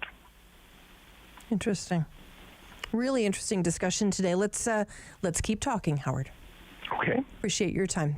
Howard Levitt, we'll have you on again. Senior partner at Levitt Shake LLP. Lots of good discussion there. I appreciate him joining me today. When we come back, Steve Warren's going to be here, veteran Ottawa sports broadcaster, of course, and host of the Sens Nation podcast, the Steve Warren Sports Show, right here on City News. So exciting. Steve's joining us right after this to talk all things hockey. Stay with us, everyone. FM and 1310 AM. Join me for Season 3 of Paula Roy's Favorite Foods.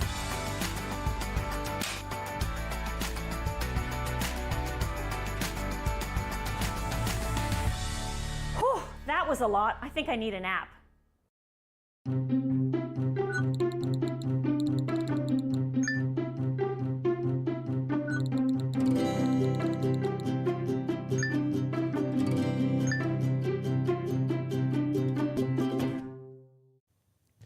On Monday's Daytime Ottawa, Good Life Fitness will be joining us on the show. We're going to be talking about some of the latest trends, and that includes personalization. When it comes to that, more of an emphasis on mental health wellness. We'll also be telling you about finding a contractor. Many people, of course, doing renovations at home. How do you find the right contractor? We'll give you some tips on that.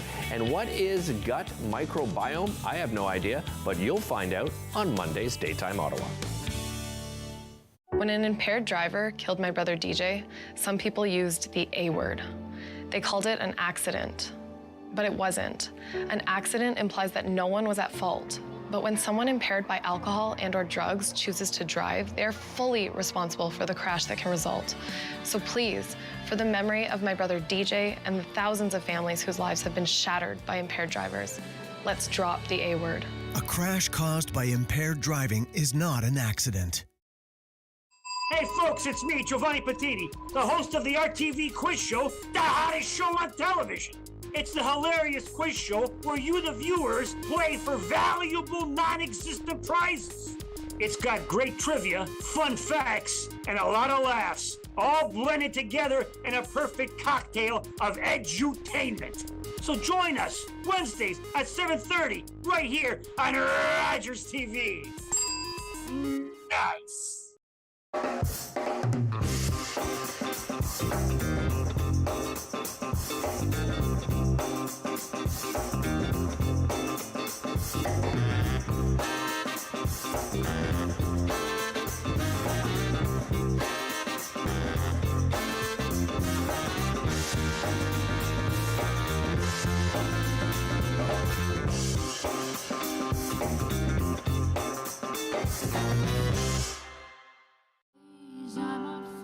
Hi, I'm Danielle Allard, and I am a proud Ottawa born and raised singer-songwriter, and I'm part of Encore Ottawa 3. I really hope you like the music and just come and see all of the talent that Ottawa has to offer. Play 4 games of bingo from the comfort of your own home each Monday at 7 p.m. for your chance to win money from our $2,000 regular bingo or $5,000 super bingo night. Kiwanis TV Bingo, Mondays at 7 p.m. on Rogers TV.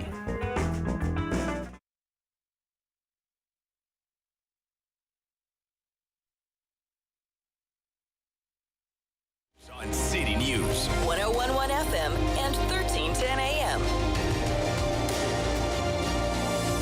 Thank you so much for joining us. I love Mondays, and I love about 11:45 every Monday.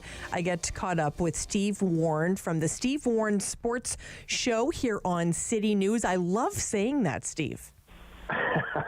It's fantastic.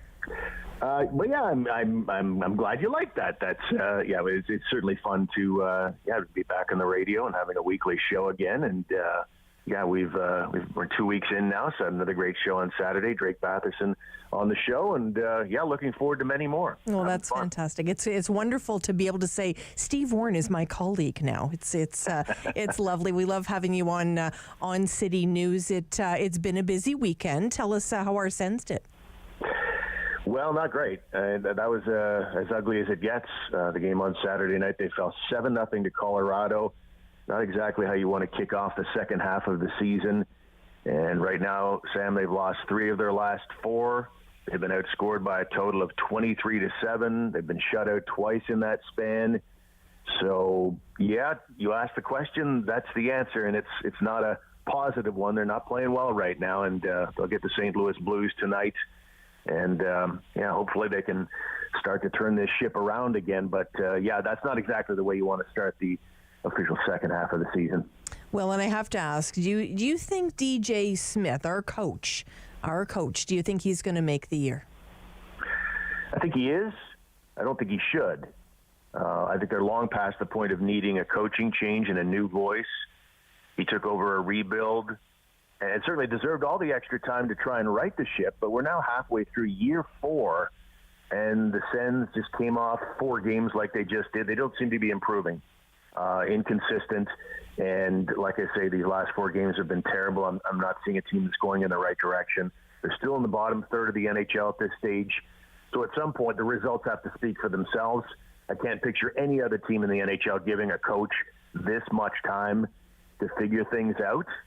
And that said, I think that he does make the end of the year, because I feel like that with the ownership situation in flux, it feels to me like there's some kind of mandate to just keep everything the status quo for the time being. So to answer your question, I think he gets to the end, but I don't think he should. Mm-hmm. Because I can't help but think about the business side of hockey, right? When they're winning, and there's only, let's say, I don't know, 13,000 fans in the stands, and they're winning, and then those tickets get sold. But when they're not winning, I can't imagine the business grows. No, I mean, that's not helpful for sure. I mean, what they did in the summertime led to a big influx of season ticket sales. So that has helped things out for the entirety of the season. But there's always going to be some reliance on a walk-up crowd, and that will always fluctuate depending on how the team is playing. And, so moving forward, I mean, I've always said this, no matter what brilliant promotional campaign you decide to come up with, no matter what your roster looks like, the ultimate tonic for any NHL club is winning hockey games. And when you win games, like the Field of Dreams, they will come. Well, I remember in the summertime speaking with our friend Ian Mendez, who, of course, from The Athletic, and we were almost, I'll say we, but it was probably just me, Steve, giddy about the lineup and the addition of Claude Giroux and just what this season was going to look like. And it just seems to be every time we turn around, every couple of weeks, it's either a high or a low, but it's unfortunately more lows. What is the answer here? Well, I think a new voice would be step one. I think you look back at that 7-0 game right now, and I had a chance to go back. I watched the game. It was quite miserable, but I went back and looked at some of the goals that Colorado was scoring and what the Sens were doing, and it's so much of the same problems. You had sloppy long passes through the middle of the ice.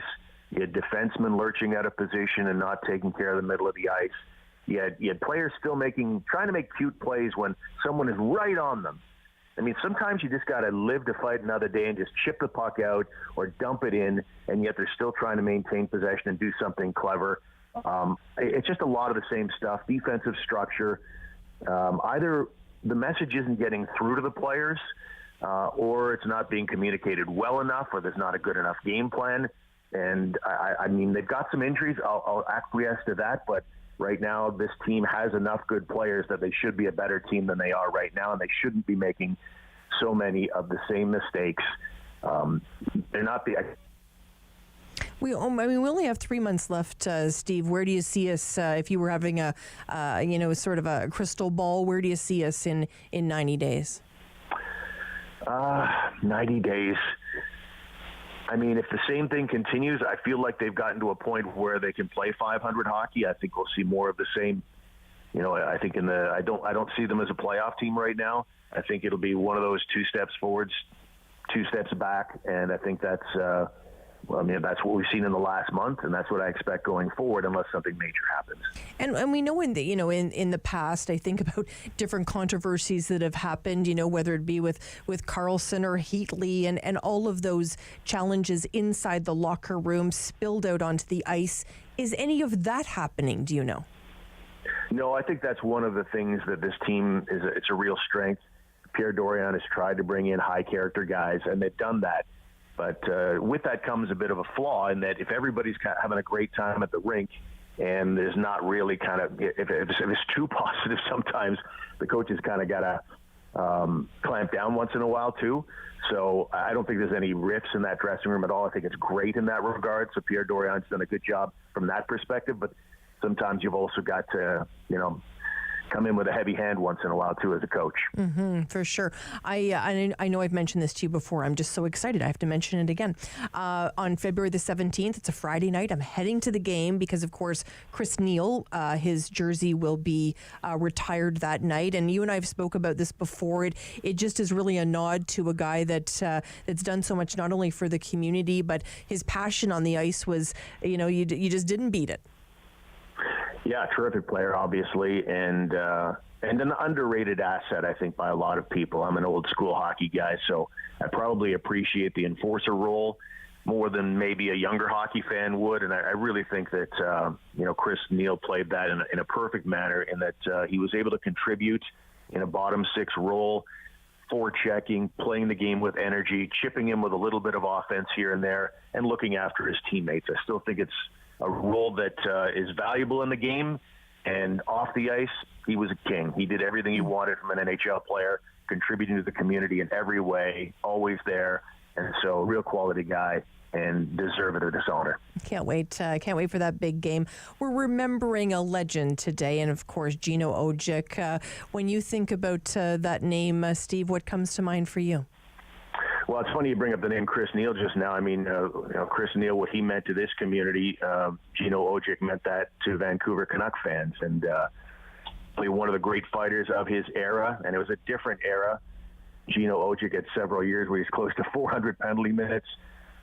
These days, I think Mark Borowiecki won the penalty minute title with 150 last year. 52 is way too young to pass away. I always find it jarring when someone's a pro athlete, one of the strongest guys of his era, passes away, but he had a terminal heart condition, and very sad news for sure. And the other layer I think about is how beloved he was off the ice. And certainly sad news for a guy who grew up in Maniwaki, about an hour and change from Ottawa. For sure. Steve, what do you have coming up on the show this weekend? Oh, we're still in the early days of that, but we've got we'll talk about the week that was in the NHL. Obviously, we'll see what the Sens do this week. They've got the Blues tonight. We're going to see what they do against Pittsburgh. They've got a home and home with Sidney Crosby and the Penguins Wednesday in Ottawa, and then Friday in Pittsburgh. So, much of what we're going to talk about Saturday is still a blank sheet, because we'll see what the Sens do in these next 3 days. And right now, they've got to turn this thing around quickly. Well, that makes it fun, Steve. That makes it awesome. Congratulations again on being part of our City News team, and we're just so happy that you're here. Oh, thank you. Thank you so much. Steve Warren joining us from the Steve Warren Sports Show on City News. We just love Steve, talking all things hockey with Steve. When we come back, it's lunchtime. Today it's going to be a very special lunch. We're remembering Martin Luther King Day. We know that is happening in the States as well. We've invited Robin Brown and Richard Sharp to have lunch with us today. Lock it in to City News. Sam Laprade will be right back on City News. Bum, bum, bum, bum, bum, bum, bum, bum. $20. $20. We're on the line for $20. On the next episode of Simply Cooking by Chef, tacos aren't only for Tuesday. I make a Mexican taco feast for a crowd. The regulars, the guys who keep this place in business. Last week, they had something to celebrate. Jason had just finished university. So they toasted his profs, his TAs, his old roommates. Well, they toasted just about everyone. But I worry about and take care of my guys. So even when I know they're not driving, sometimes that means bringing them a little surprise. And then they had a drink to me. Brought to you by Smart Serve Ontario and Arrive Alive, Drive Sober.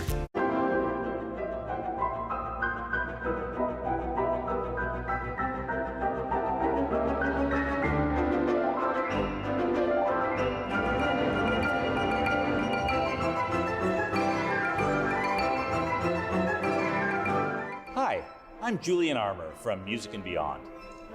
Join us for a new show this spring on Rogers called Music and Beyond Presents. Hello, I'm Jim Deeks, host of Canada Files. I hope you'll join me each week for interesting and informative discussions with some of Canada's most impressive people.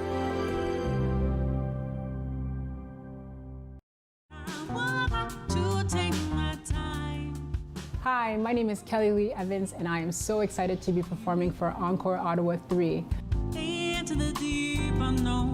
My performance will be coming out this week, so stay tuned.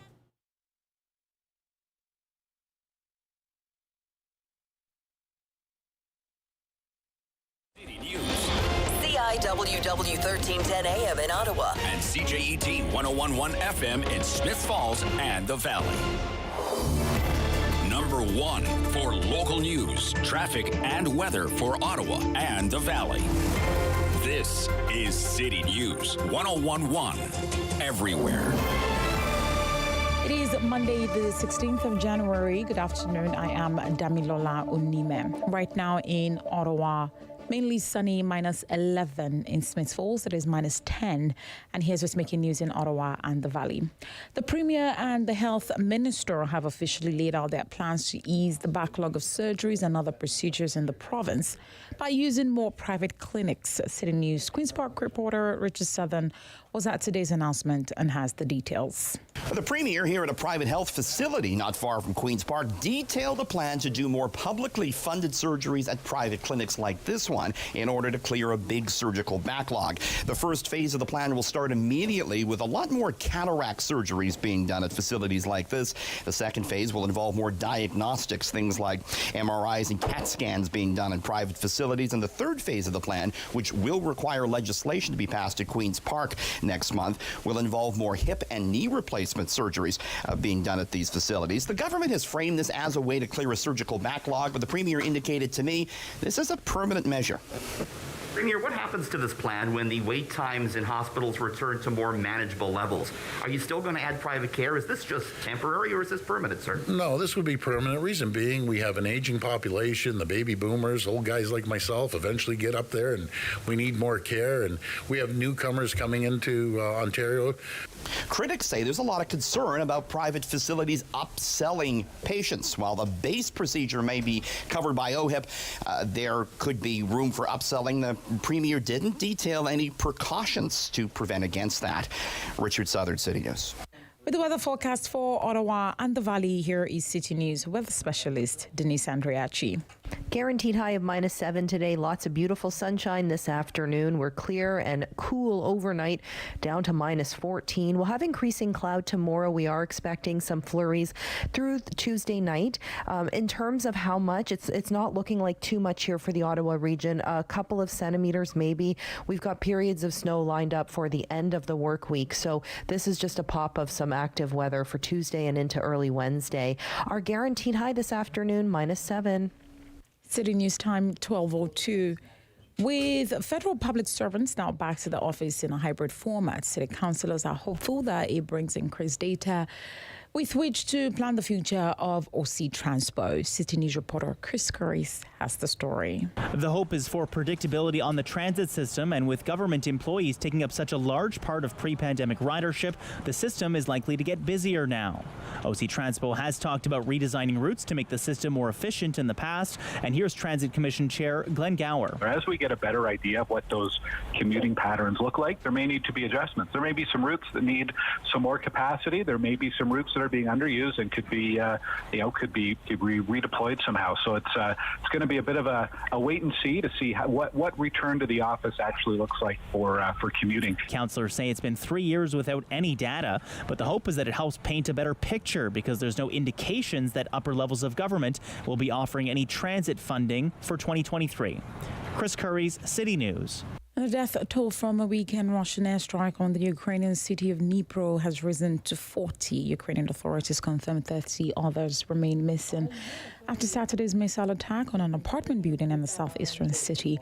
Roughly 1,700 people lived in the building, and search and rescue crews are working non-stop to find victims and survivors among the wreckage.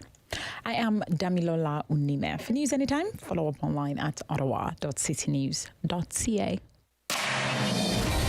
Connecting you and your community. This is the Sam Laprade Show on City News 1011 FM and 1310 AM. Today is Martin Luther King Jr. Day.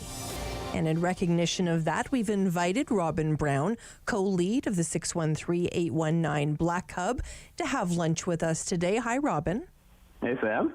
And we've also invited Richard Sharp to have lunch with us today, Director of Black Equity Branch, Centre for People, Cultural and Talent, Treasury Board Secretariat of Ontario. Hello, Richard.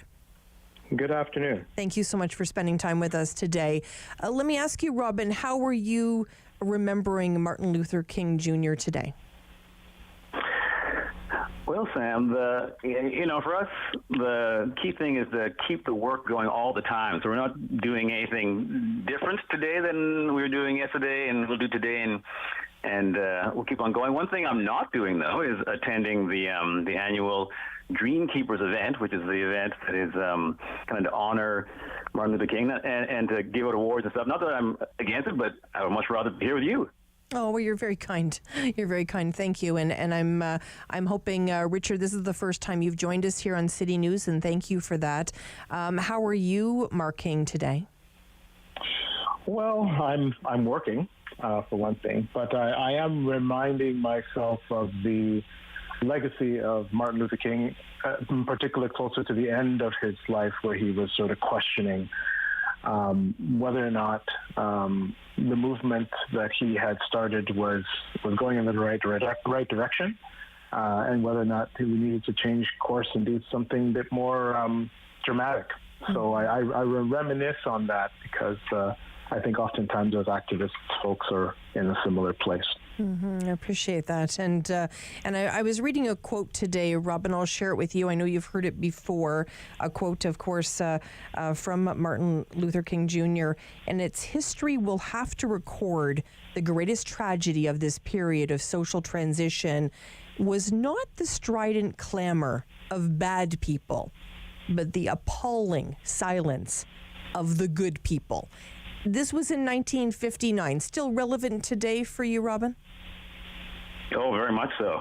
Actually, I'll give you another quote from Martin Luther King that's rarely quoted, where he was kind of similar, talking about some of the quiet people, I guess in this case specifically white folks. He said, quote, "I've almost reached the regrettable conclusion that the Negro's great stumbling block in his stride towards freedom is not the white citizens counselor or the Ku Klux Klan, but the white moderate who constantly says, quote, I agree with you in your goal that you seek, but I cannot agree with your methods, who paternalistically believes he can set the timetable for another man's freedom."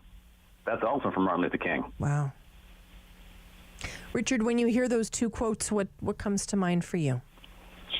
Well, one, Robin stole my quote, so I got to say, Robin. But no, that totally resonates. I think that's what we find out.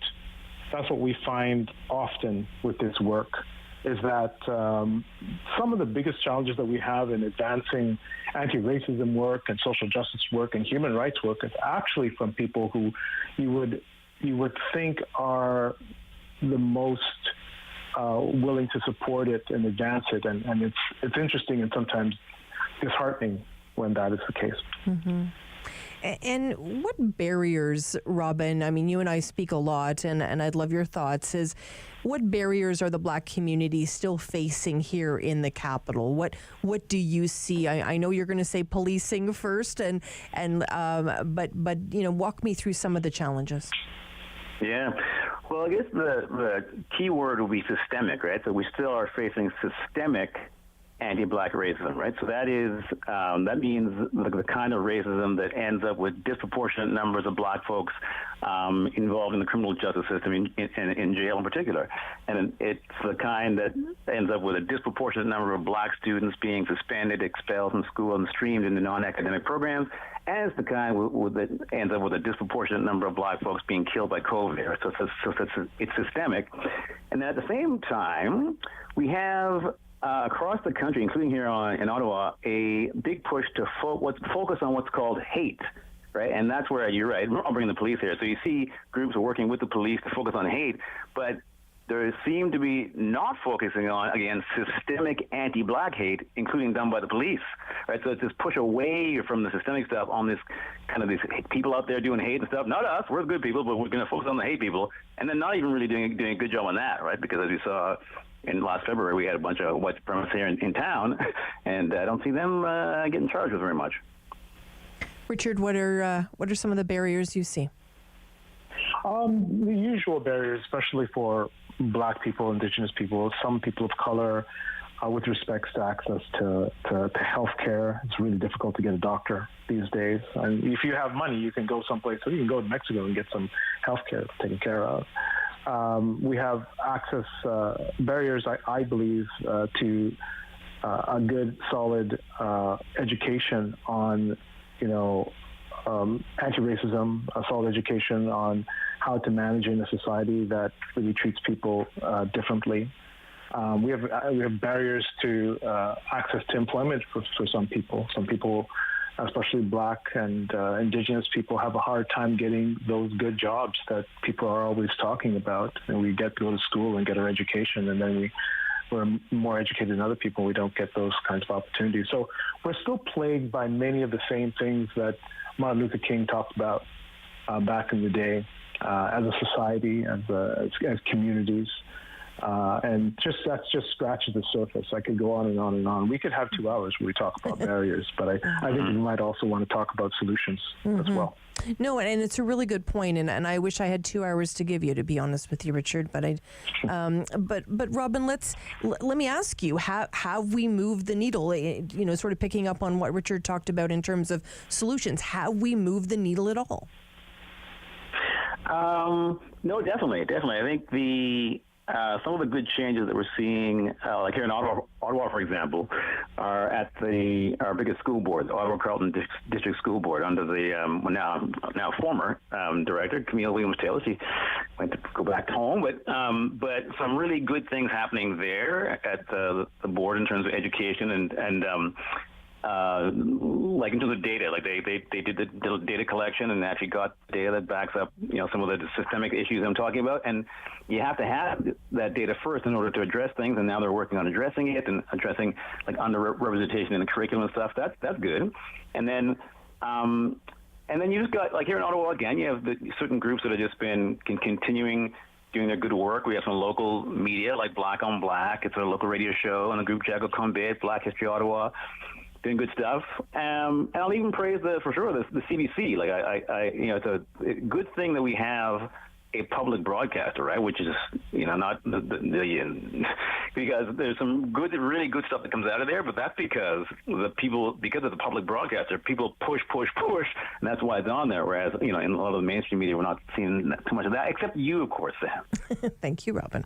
I really do try to, the minute I got this opportunity, I really did try to open up, the dialogue between a lot of different communities, and this is definitely a priority.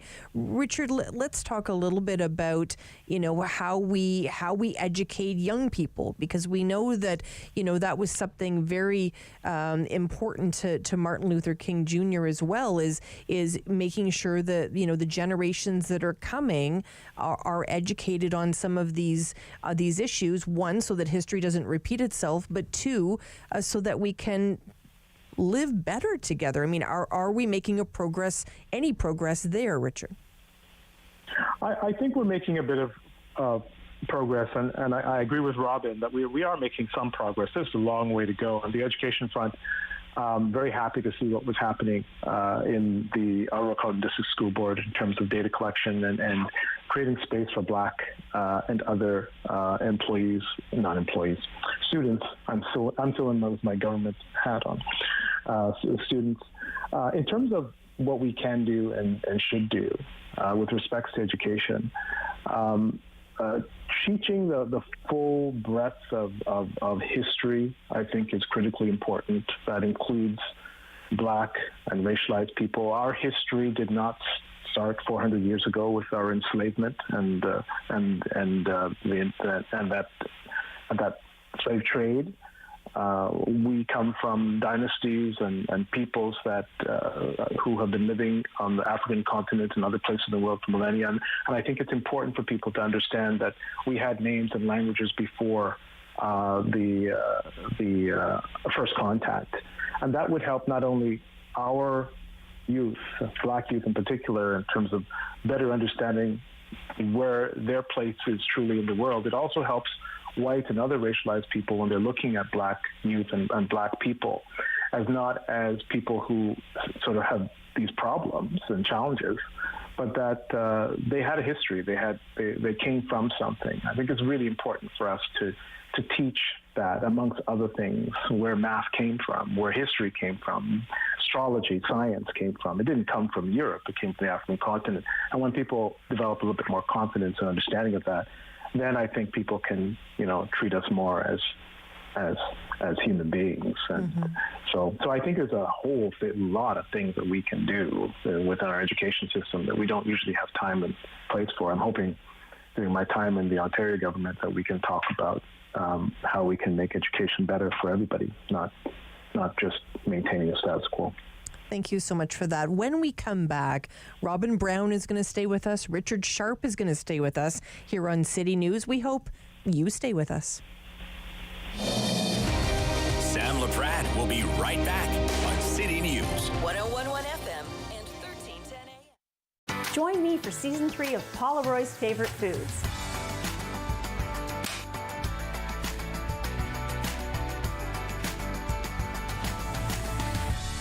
Whew, that was a lot. I think I need a nap.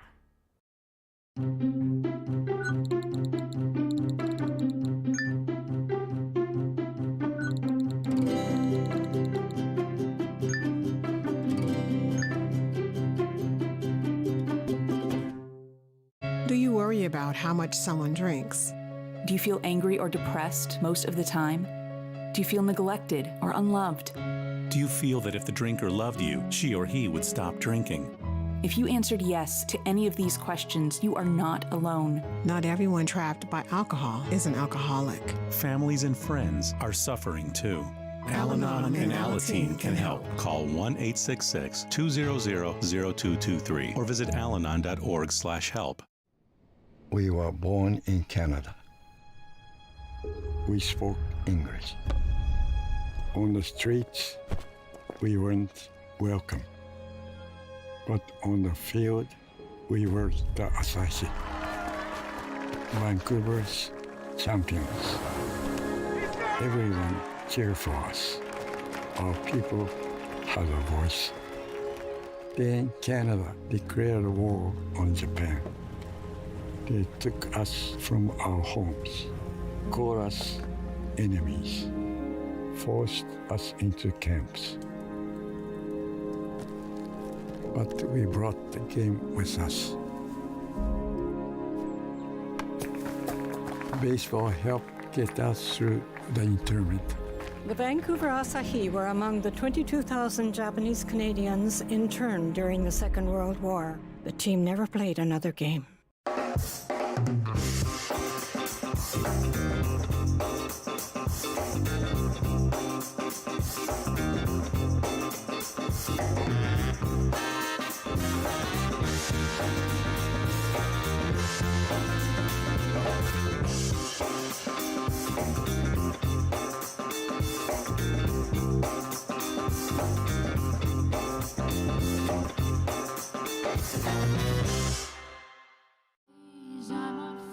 Hi, I'm Danielle Allard, and I am a proud Ottawa born and raised singer-songwriter, and I'm part of Encore Ottawa 3. I really hope you like the music and just come and see all of the talent that Ottawa has to offer. Play 4 games of bingo from the comfort of your own home each Monday at 7 p.m. for your chance to win money from our $2,000 regular bingo or $5,000 super bingo night. Kiwanis TV Bingo Mondays at 7 p.m. on Rogers TV.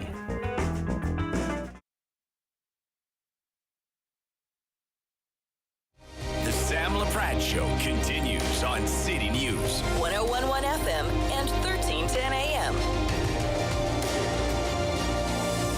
Thank you for joining us. It is lunchtime, and we love inviting different community members in to have lunch with us, which is feasting on important subjects of the day. And today is Martin Luther King Jr. Day. And we wanted to invite to the table Richard Sharp, Director of Black Equity Branch, Center for People, Culture and Talent, Treasury Board Secretariat of Ontario, and Robin Brown, co-lead for the 613-819 Black Hub. Thanks for joining us again. Hey, thank you. Nice to be here. During the break, I was just thinking about, representatives in our community. And I think about if I was to look at the, Ottawa City Council, if I was to look at Queen's Park, and I was to look at the federal government and all of our MPs. Richard, are you represented in this country and in this city and in this province? I think that there are efforts being made at all levels of government to ensure better representation of black people. I see those efforts being made at federal level, certainly at the municipal level. We've certainly, as citizens, been part of those engagements. I do see these issues being reflected at the provincial level.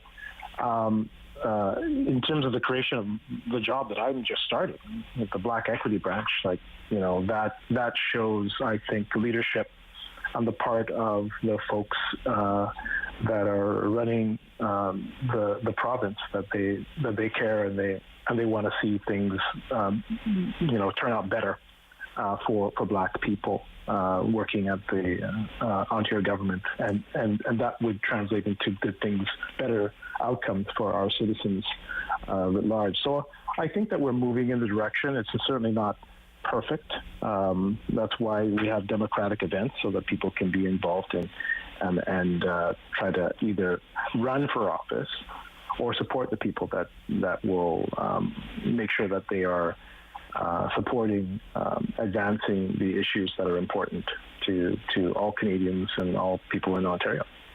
And the reason I wanted to ask that question during the break, it got me thinking about your comment, Robin, right off the top, talking about this is a systematic problem, but we only change systems when we have people in power to change systems. Do you feel that there's representation across those three bodies of government that is efficient to actually get some of these issues move forward and to have some changes at the system level?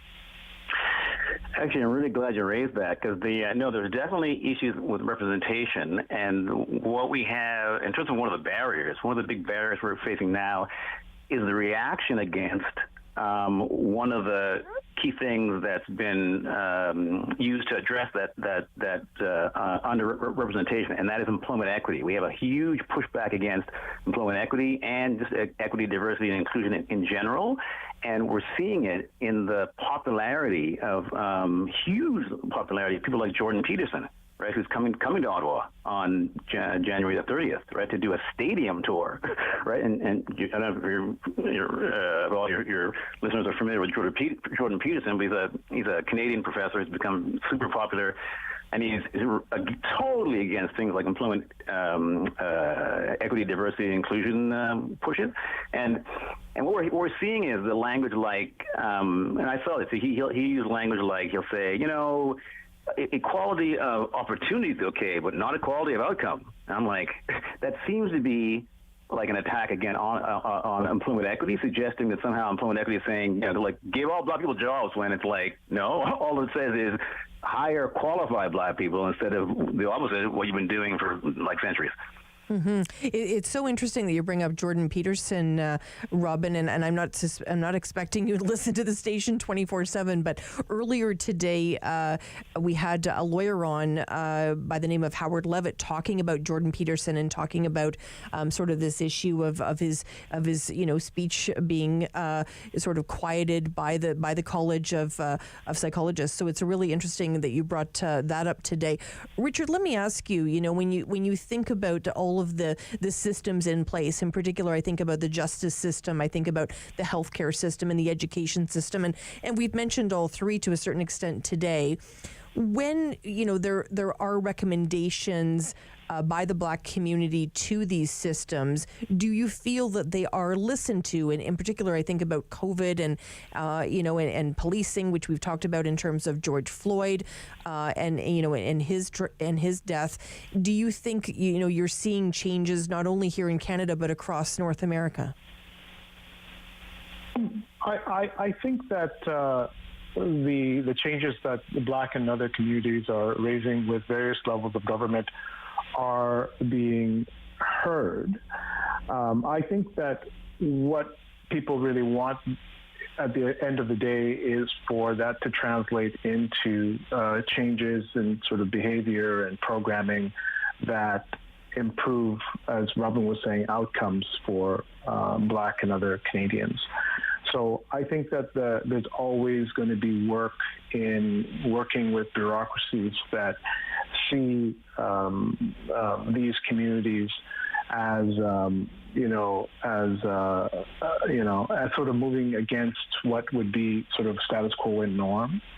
And I think that as long as we have these programming and discussions and dialogues that include Black, Indigenous, and racialized people, and have programs and initiatives that are led by Black and Indigenous and racialized people, then you will have better outcomes for those communities. You cannot have the same people who have been in charge of these kinds of all of these programs running the show because the outcomes continue to remain the same. High, incarceration rates of Black, Indigenous people, low educational outcomes, poor health outcomes.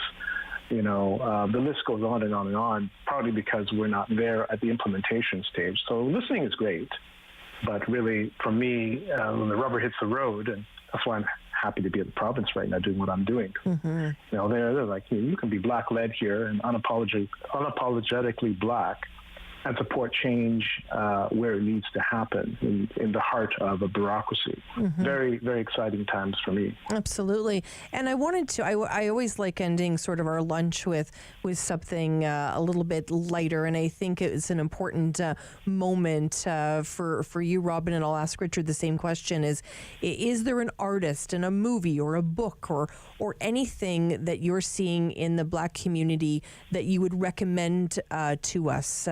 Robin, you can go first. Yes, actually, a couple of books there, actually. So one would be this year's Giller Prize winner, which is called The Sleeping Car Porter by Suzette Mayer, Mayr. And the other is a book that was written back in 1998 by a Black woman named Octavia Butler. It's called The Parable of the Talents. And I just want to repeat that. This book was written in 1998, and in that book, she predicted that in the 2000s, in the U.S., they would elect a populist president with the slogan, "Make America Great Again." Wow. Wow.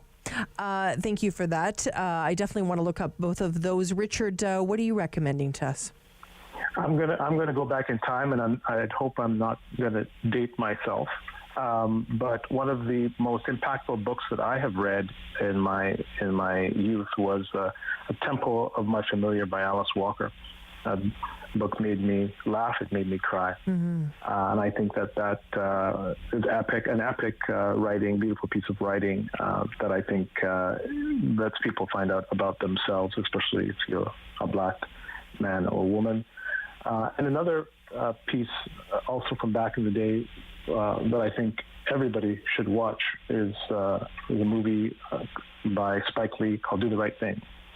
And it was very, very, classic. very, very, yeah, it's a classic, and you got to have that on your VCR list or DVD list. Mm-hmm. Beta. We are dating ourselves, right? That stands for video cassette recorder for those of you. That's awesome. I was just, when you mentioned Alice Walker, I know one of my favorite books is still on my bookshelf, of course, and will be forever, is The Color Purple. And now I need to read the one that you recommended. Thank you so much, gentlemen, for joining us today and remembering Martin Luther King Jr. and spending this time with me today. Thank you. Always a pleasure. Thank you so much. For having us. Richard Sharp joining us, Director of Black Equity Branch for the Treasury Board Secretariat of Ontario, and Robin Brown, co-lead for the 613-819 Black Hub. When we come back, it's the Business Lunch. You're going to learn about 3 completely different businesses when we return on City News. Sam Laprade will be right back on City News. Bum, bum, bum, bum, bum, bum, bum, bum. $20. $20. We're on the line for $20. On the next episode of Simply Cooking by Chef, tacos aren't only for Tuesday. I make a Mexican taco feast for a crowd. When an impaired driver killed my brother DJ, my life changed forever. During the pandemic, all of our lives changed, and many of us turned to alcohol and drugs to cope. As life returns to normal, the increase in substance use from COVID has lingered, and some police services report an increase in impaired driving that caused heartbreak and devastation. Now, more than ever, we need your commitment to never drive impaired and to encourage all of your family and friends to do the same. Together, we can save lives. Do you have something to share? Let everyone know about your next meeting, your need for volunteers, or your fundraising event on the Rogers TV Community Billboard. Send us your words and we'll bring them to life on Rogers TV and rogerstv.com. When it's time to spread the word, go to rogerstv.com to add your announcement to the Community Billboard. Hello, I'm Jim Deeks, host of Canada Files. I hope you'll join me each week for interesting and informative discussions with some of Canada's most impressive people.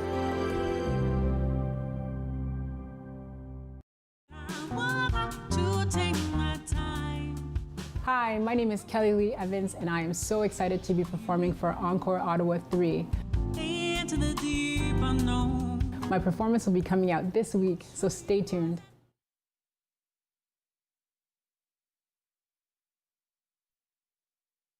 Number 1 for local news, traffic, and weather for Ottawa and the Valley.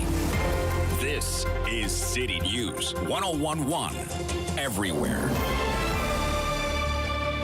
It is Monday, the 16th of January. Good afternoon. I am Damilola Unime. Right now in Ottawa, -10. In Smith Falls, it is -9. And here's what's making news this hour. A new report is shedding light on the impact of the pandemic on anti-racism initiatives in school boards across the province.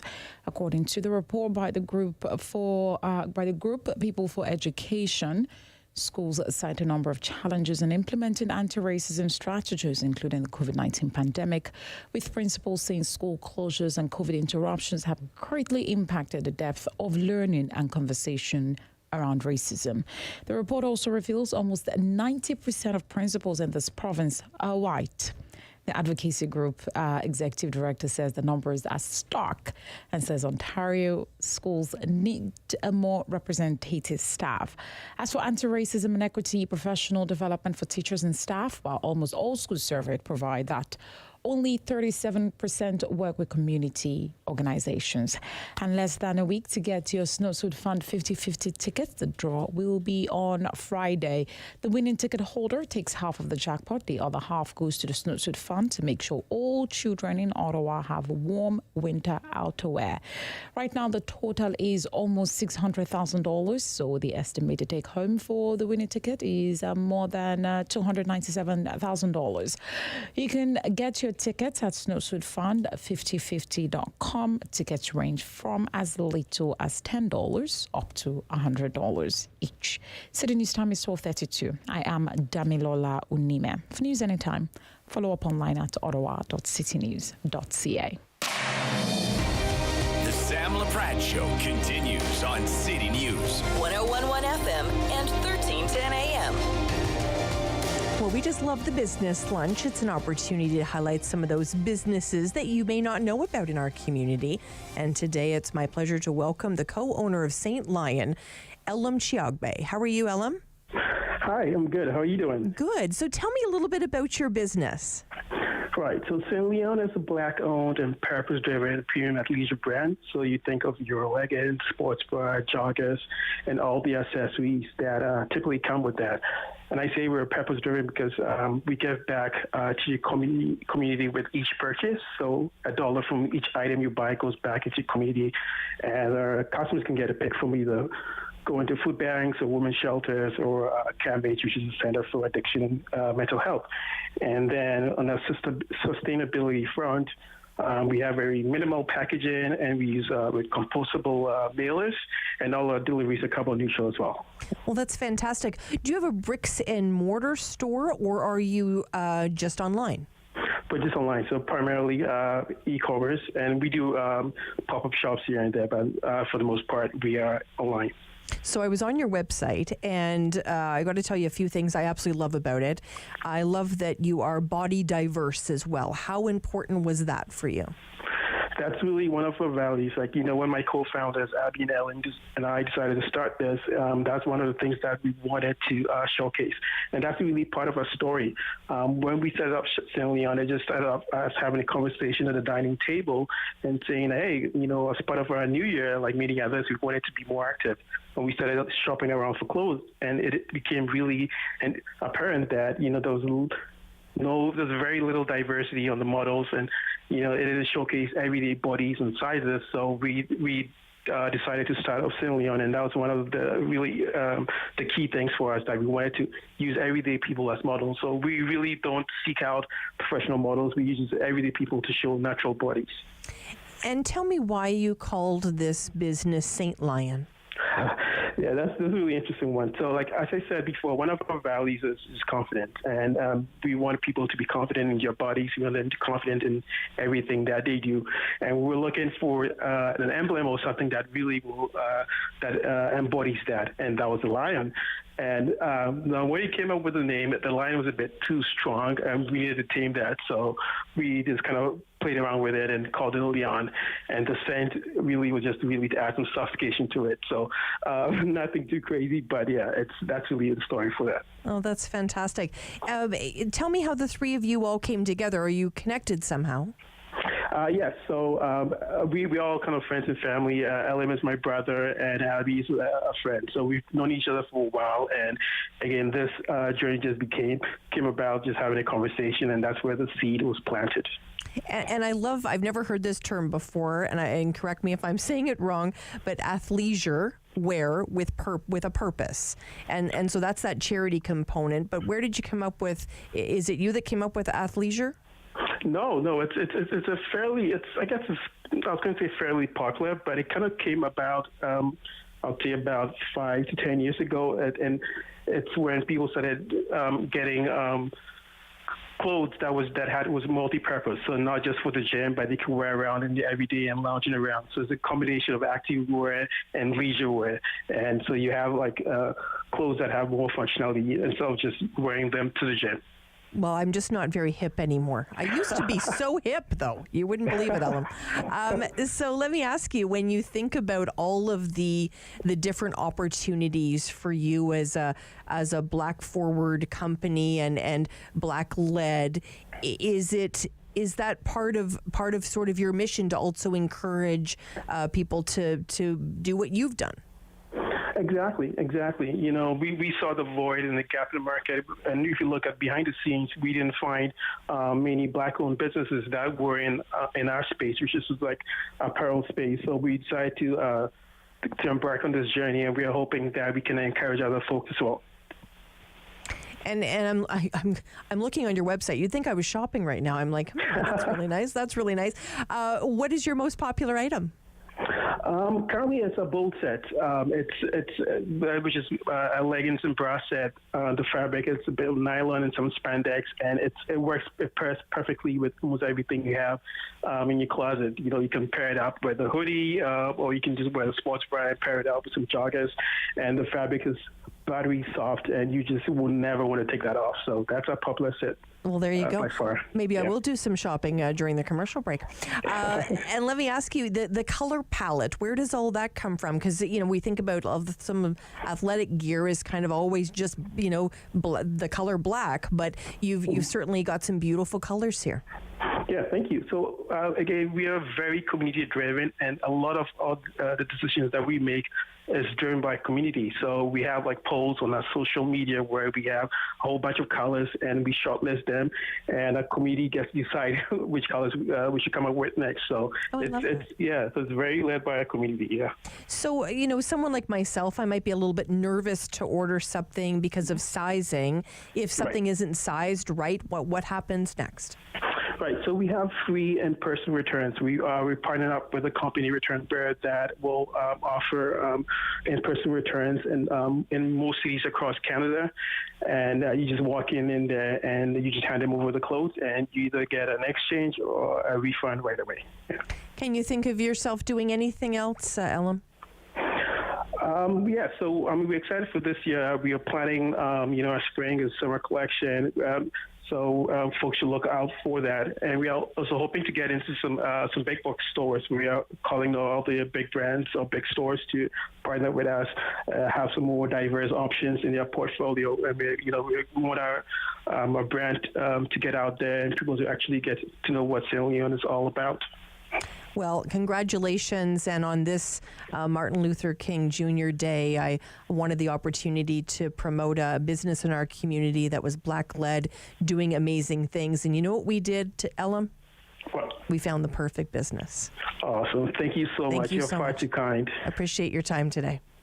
Thank you. Ellen Chiabe joining us today from St. Lion. Look their website up, St. Lion. Some great products there, and I'm going to get on there. I'm going to go tonight. I'm going to ask my daughter, what do you want off this website? We're going to support that business today. When we come back, we're going to talk a little hotel. Stay with us here on City News. Sam Laprade will be right back on City News. 101.1 FM. Join me for Season 3 of Paula Roy's Favorite Foods.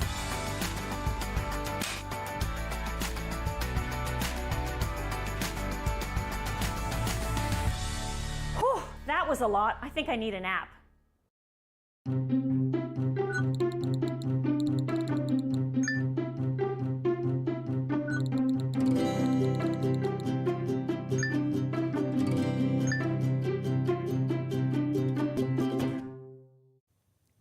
On Monday's Daytime Ottawa, Good Life Fitness will be joining us on the show. We're going to be talking about some of the latest trends, and that includes personalization. When it comes to that, more of an emphasis on mental health wellness. We'll also be telling you about finding a contractor. Many people, of course, doing renovations at home. How do you find the right contractor? We'll give you some tips on that. And what is gut microbiome? I have no idea, but you'll find out on Monday's Daytime Ottawa. Everybody knows not to drink and drive, but some people still think it's okay to take drugs and drive. Police have the authority, the ability, and the tools to determine if drivers are impaired by legal or illegal drugs. And because drug-impaired drivers can pose just as great a risk as drunk drivers, they face the same penalties, like the loss of their driver's license, a criminal record, fines, and more. A message from the RCMP, the Canadian Association of Chiefs of Police, and Arrive Alive, Drive Sober. Once upon a time, in a nursery rhyme, there were 3 bears. 1, 2, 3 bears. And they went a-walking in the cool woods a-talking while their porridge began. Rogers TV invites you to let your imagination roam as we present Ottawa Storytellers. Each week we'll present a collection of original creative stories and inspirations for children of all ages. Join us for Ottawa Storytellers on Rogers TV.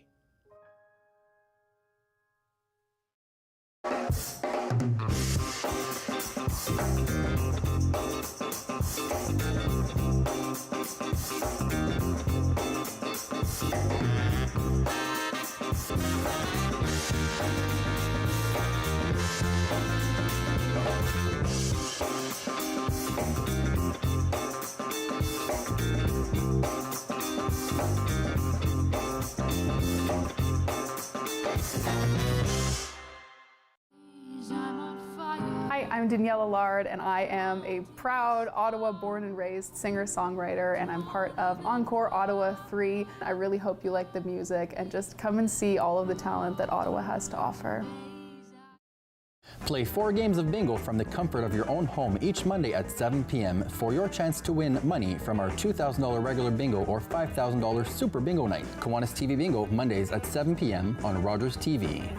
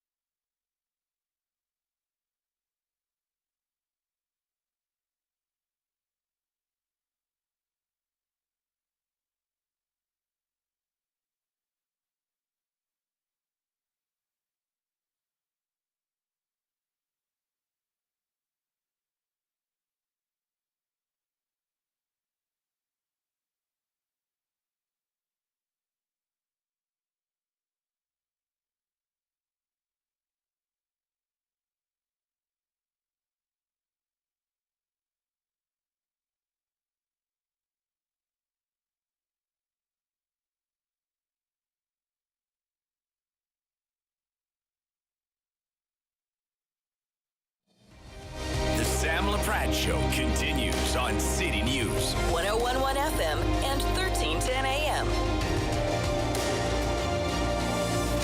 Okay, have you heard the news? There is a new hotel in downtown Ottawa called the Metcalfe. And we wanted to get caught up today with the president of Grey Collection, Dimitri Antonopoulos. How are you? Dimitri, help me with your name. I want to get this right. It's Dimitri Antonopoulos. Antonopoulos. Thank you so much. I appreciate your grace around that. Dimitri, let me ask you about the Grey Collection. Talk to me a little bit about the type of hotels that you've created. Yes, so Grey Collections, actually, it's our first year. We're actually part of Group Antonopoulos. It's a family business that started about 50 years ago. And we recently split into 2 divisions. And Grey Collection, basically, it was named after our flagship property, which is the William Gray Hotel in Montreal. The idea is to, it's basically boutique hotels that are really try to create the experience of the city it's in. And basically that's really ingrained in the neighborhood and try to use local creators around it. And basically to get people to feel that they're part of the local experience. Well, Dimitri, I was seeing some pictures. The Ottawa Business Journal had featured the Metcalfe in one of their latest editions, and now I just want to go there because the pictures are amazing. Gorgeous place. Thank you so much. So definitely when we saw the Metcalfe before we got involved there, the architecture of the building itself is gorgeous, and we really liked the possibility of what we could do in the lobby, and that's what we saw. That's where we concentrated most of our efforts, because it was recently renovated in 2017. So we decided to really give the lobby new life and to create a new destination French bistro restaurant and really make it welcoming. We want locals to embrace it and to spend time in the lobby there. Amazing. So for those that may not be familiar, where is the Metcalfe? So it's in the heart of downtown Ottawa. It's a corner of Metcalfe and Laurier. It's a stone's throw away from Parliament, and really, I guess, heart of the financial district there, the business district. And what would we have seen in that location in the past, Dimitri? So the hotel, it was called the Metcalfe before we got involved, but before that it was the Indigo Hotel. It was, I think, part of a larger chain's a effort to become a little bit more boutique.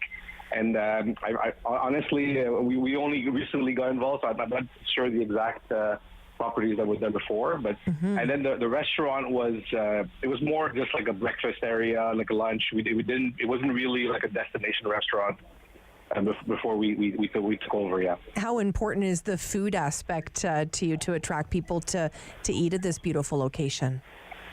For us, it's always a key element of all our hotels. We feel like it's an important part of the experience. We want people to spend time, in the common areas. The food in the bar is important. And the more, honestly, the more we see what the trends are, but also when we travel, having a good coffee in the lobby is important. Being able to meet up with, if you're on travel, to meet at the hotel, restaurant, or bar. We feel it's an important, it's something that adds a component that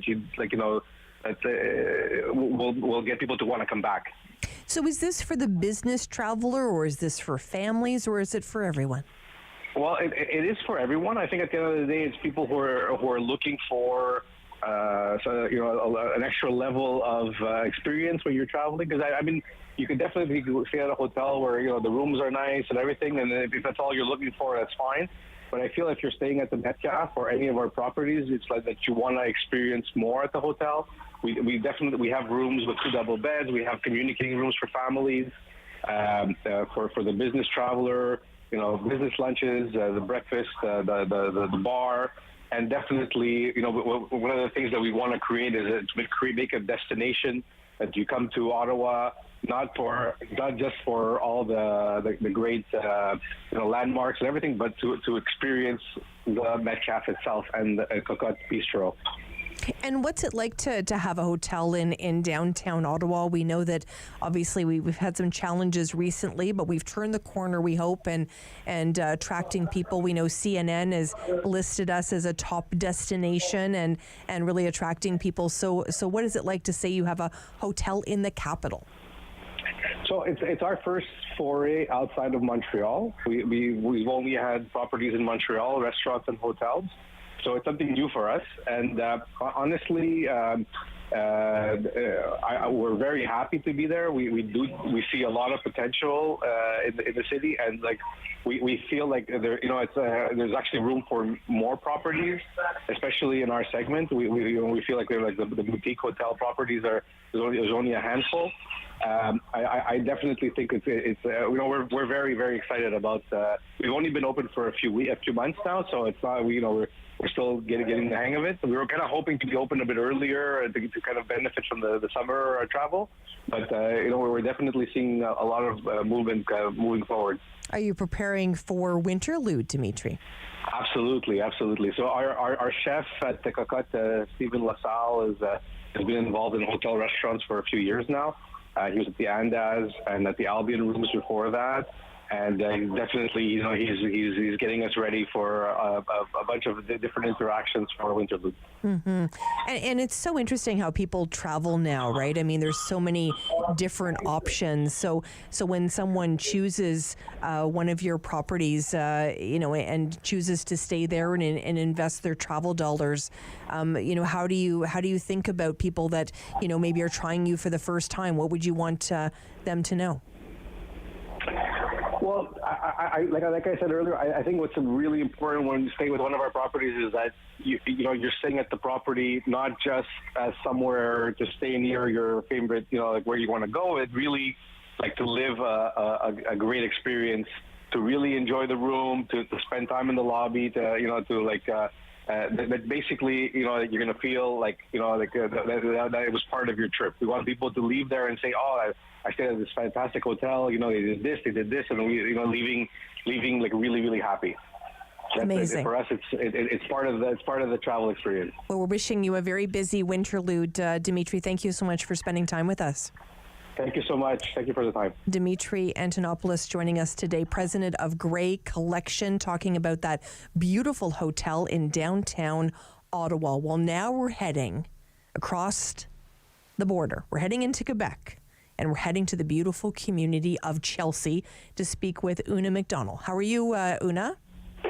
I'm good, thanks. How are you doing today, Sam? Fantastic. Una is the owner of Motel Chelsea, and you are taking people by storm, my friend. This is a gorgeous property. Tell us how it all started.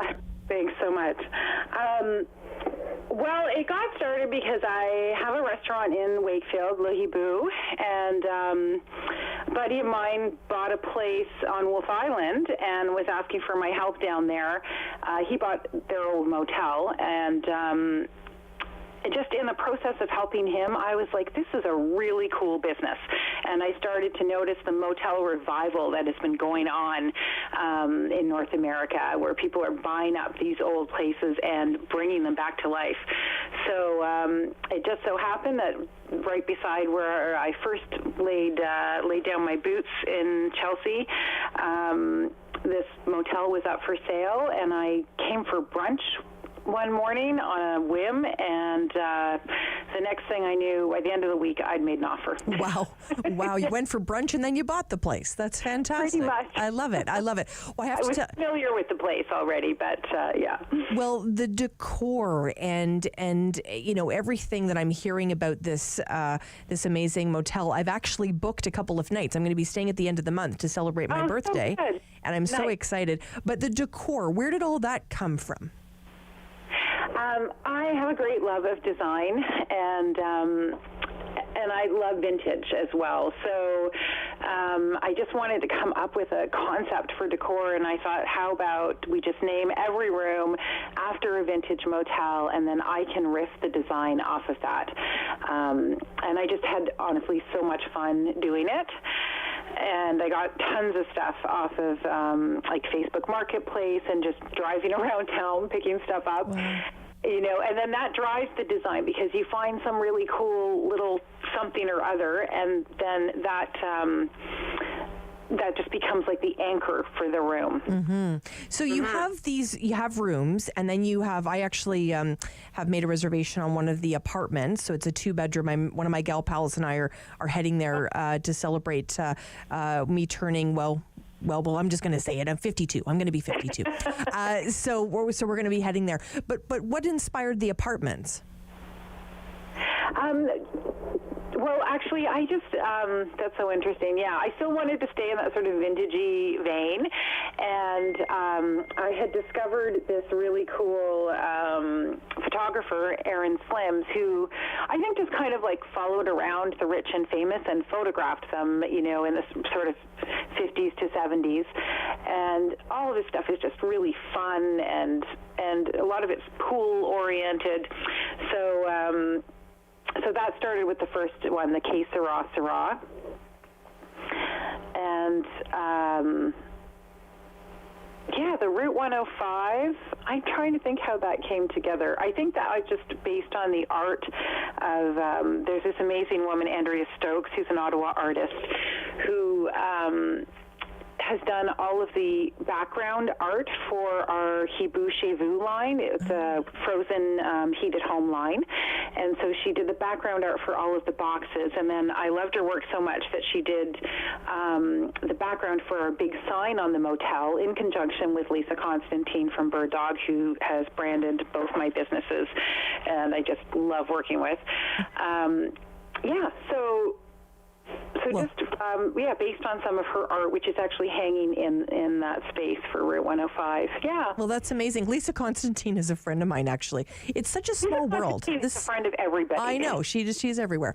I want to wish you all the best in this adventure. I'm hoping today we've inspired someone to do a staycation and to take a trip across the border and visit you, Una, and really make your business flourish. So. Like, we have a restaurant here and a fine food shop, and we're 6 minutes from the Nordique Spa, and all kinds of hiking trails. There's lots to do. I'll look forward to my time there.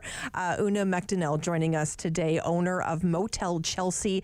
You'll have to check it out. Even if you're not thinking about taking a staycation, just go look at her website. She has done an incredible job with this motel. We've been very, very busy today. We started today with Premier Ford and Health Minister Sylvia Jones. That feels like about 4 days ago, but it was only 3 hours ago. Very busy show for you today. We started talking about the privatization of healthcare in this province, and we've addressed lots of different topics today. And we, once again, commemorating Martin Luther King Jr. Day, and wanted to invite a couple of people in from the Black community today to share their thoughts. And we did that on the lunch today, and we promoted as well a couple of businesses in our community. Thank you so much for spending time with us here on City News. Our news team is getting ready to bring you the news of the afternoon. Lock it in to City News. You've been listening to the Sam Laprade Show. Tune in again for local news and and community views on City News. 101.1 FM and 1310 AM. Join us.